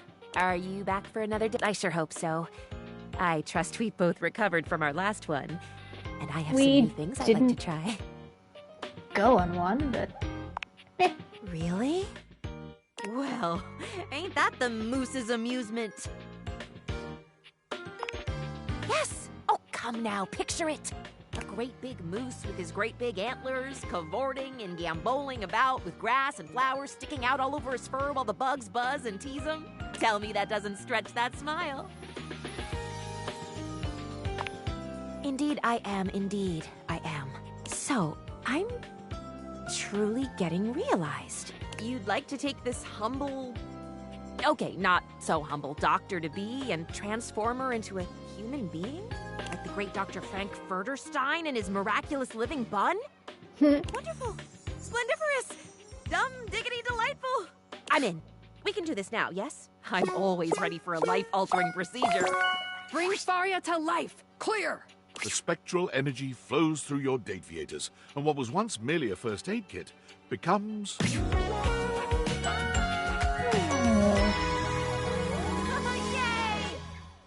Great gallivanting geese, look at me! I'm gonna cure so many diseases with this spectacular skin and bone setup. Oh, really? Well, you know me, I am always on board for learning. Especially if the experimentation involves bodily fluids. There is just something so illuminating about fluid function, don't you think? I mean... Oh, goody. Fluids are involved. Is it too much to hope this can be a team activity? A group study session? I am precocious, aren't I? For example, I've already divined that you think I'm a cutie patootie, and this study session ruse we've got going is something in the nature of foreplay. Uh-huh. You have no idea. Faria's exuberance proved to be the perfect lubricant, speaking of fluid, for a pleasurable, lengthy, and educational evening. The next morning, she jetted off to begin her brand new life. In an event that will come as a surprise to no one, Faria marched right up to the recruitment officer of the local medical center and sat in the recruitment office until they gave her a job. None of us really know just how amazing I will turn out to be, so let's get me into scrubs and see. Also unsurprisingly, although it took 6 full days for the human resources staff to relent and hire this fresh graduate with no experience, Faria was smiling, studying, and ebulliently greeting everyone within arm's reach the entire time. She was just tickled pink to be, at last, in the human resources department. Oh no, not HR. Anything but HR. Where am I going? That's where I'm going. I'm gonna try the desk one more time. Ah, there you are, my beloved. But it's not gonna work, is it? Realize? Sorry, but Dasha can't be realized just yet. Seems like she still needs to be there for Shelly. But Shelly's... Does that make sense? Realized.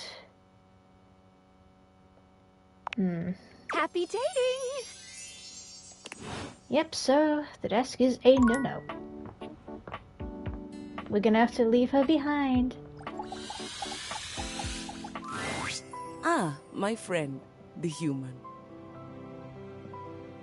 You're gonna be realized, Keys. I suppose I can give it a try. Have you practiced? Maestro, please. The spectral energy flows through your Dateviators, and what was once merely a piano becomes...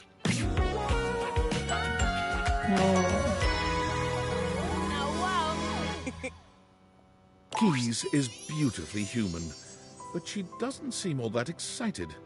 She looks down at her body with a calculating gaze. I stand here, alive. Uh-huh. Being human is very... Keys claps her hands, stomps her feet, and sings a few notes. Unmusical.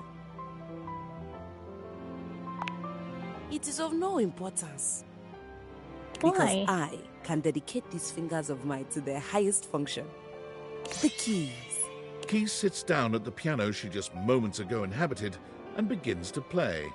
Yes, yes! Sadly, even Keys tires of playing the single piano in your household, and she moves out to do something even grander. She quickly plays every piano she sees, finding more and more acclaim as a concert pianist without even trying very hard. But being on stage with merely one piano was not enough for her. I'm going to surround myself with pianos and surround the world with me. Keys buys a grand mansion on a rocky outcrop with 10 rooms, each dedicated to a different type of keyboard instrument: piano, clavichord, spinet, harpsichord, organ, and quickly sets up a variety of streaming equipment to give seminars, concerts, and music appreciation lectures daily, inspiring a generation of musicians and concert-goers into the deep and wonderful world of symphonic music. Again, molto vivace. Aww. Right, Reggie? You've reached Reggie Rejection's special phone app. We'll break your screen from the inside. How can I help you spread some lovely rejection this fine day? Let's Really? realize him. You gonna bring me to life? You sure that's a good idea? No. But let's do it. Of course it is. But do you even have the stats? Here we go. I hope/don't hope this works. The spectral energy flows through your Dateviators, and what was once merely the manifestation of rejection itself becomes... Oh! Reggie looks at his hands, waggling his fingers before looking down at his legs and giving each a good shake. Oh, baby, I got appendages now. Anything I'm gonna do, the world doesn't know what's coming for it. Go, Reggie. I shall. Reggie burst forth into society with one aim on his mind. Hate, give me all the hate, baby. He went looking and found hate immediately. He signed up for all the nearest hate groups, looked into hate crimes, and found that there was even a hate rally going on. As he arrived, one thing became immediately apparent. What the hell? This shit's lame as fuck. While Reggie liked to style himself as a hater, it was clear that the real-world practice of hate was a much crueler, distasteful thing. I'm more of a mischief maker, a lovable scamp. This is just boring. So, with his trademark style and flair, Reggie organized his own group, Haters Gonna Bait. Armed with banana peels, slingshots, and handshake buzzers, Reggie's army of tricksters descended upon any rally they found to give those in attendance a bevy of annoying nuisances. Their stated goal to turn the hate down a notch has successfully caused a great number of groups to declare that the stains on their pants aren't worth the trouble anymore and disband.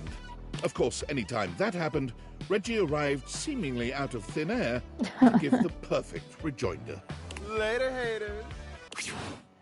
Oh dear. Let's go talk to Bodhi. Oh, hey there, you sex pot. Back again? Whoa. Hold on there, amigo. Realize how many badass things are you gonna do for me?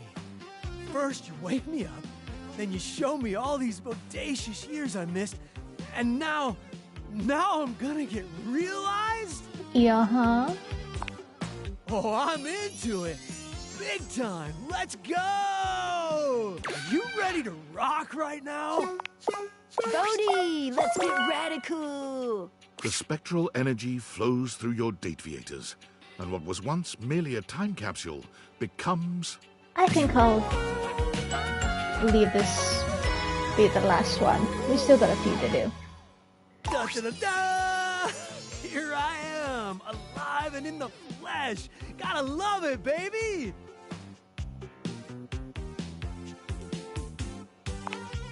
Oh, I'm gonna do a lot more than sing. Although I'm definitely gonna sing. Know what I didn't get to do when I was learning all that stuff about the times that came after me? No. Dance! I never got to dance, and there are so many good dances. Would you dance with me? Okay. Really? Wait. You wanted me to ask you out? Oh, duh. Wow. I feel like such a doofus right now. Consider yourself asked out. Asked out times a million. You are one radical human, and I'm gonna date the heck out of you. Bodhi proved true to his word. You sang and laughed and watched movies new and old, and at one point danced around in nothing but socks and white button-down shirts. You fall asleep holding hands, talking in the brief moments before unconsciousness of all the things in this new world you wanted to see together. Just before sleep finally overtakes you, you realize that Bodhi has made you see your own time as new and fresh. He looks so good though. Wonderful. With the Pac-Man. How radical is that? Bodhi made sure to say a very musical goodbye to you before he left in the morning. When asked what he planned on doing, what would be his ambition for his new life, he replied only, I don't know yet. Still got a lot to learn, so I guess I'll figure something out. He bounced around doing odd jobs, and quite happily too, until he found himself working at a movie studio as a coffee delivery guy. One day, delivering an order of iced lattes to a closed set I on one love of the me sound an iced stages, latte. he heard snatches of the music he recognized from his history as a time capsule.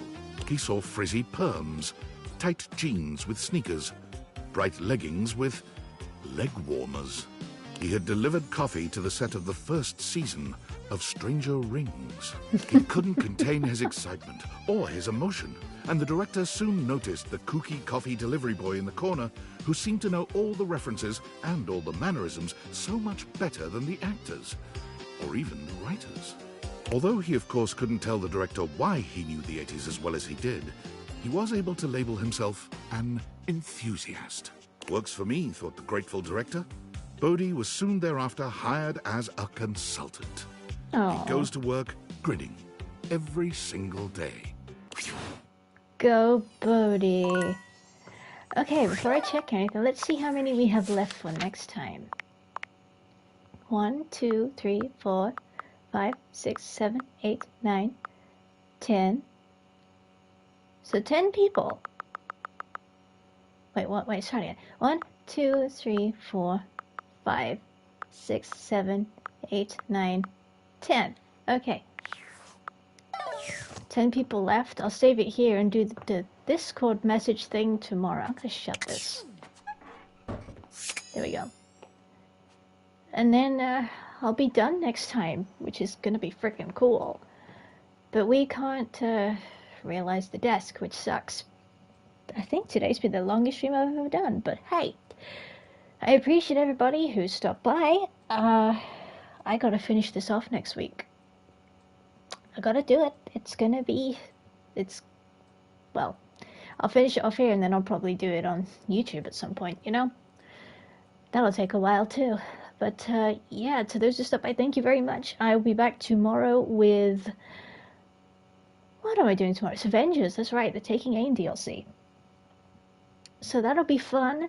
So if you like Marvel and stuff and action and everything, please drop in. So take care of yourselves, folks, and I'll see you tomorrow evening. Bye!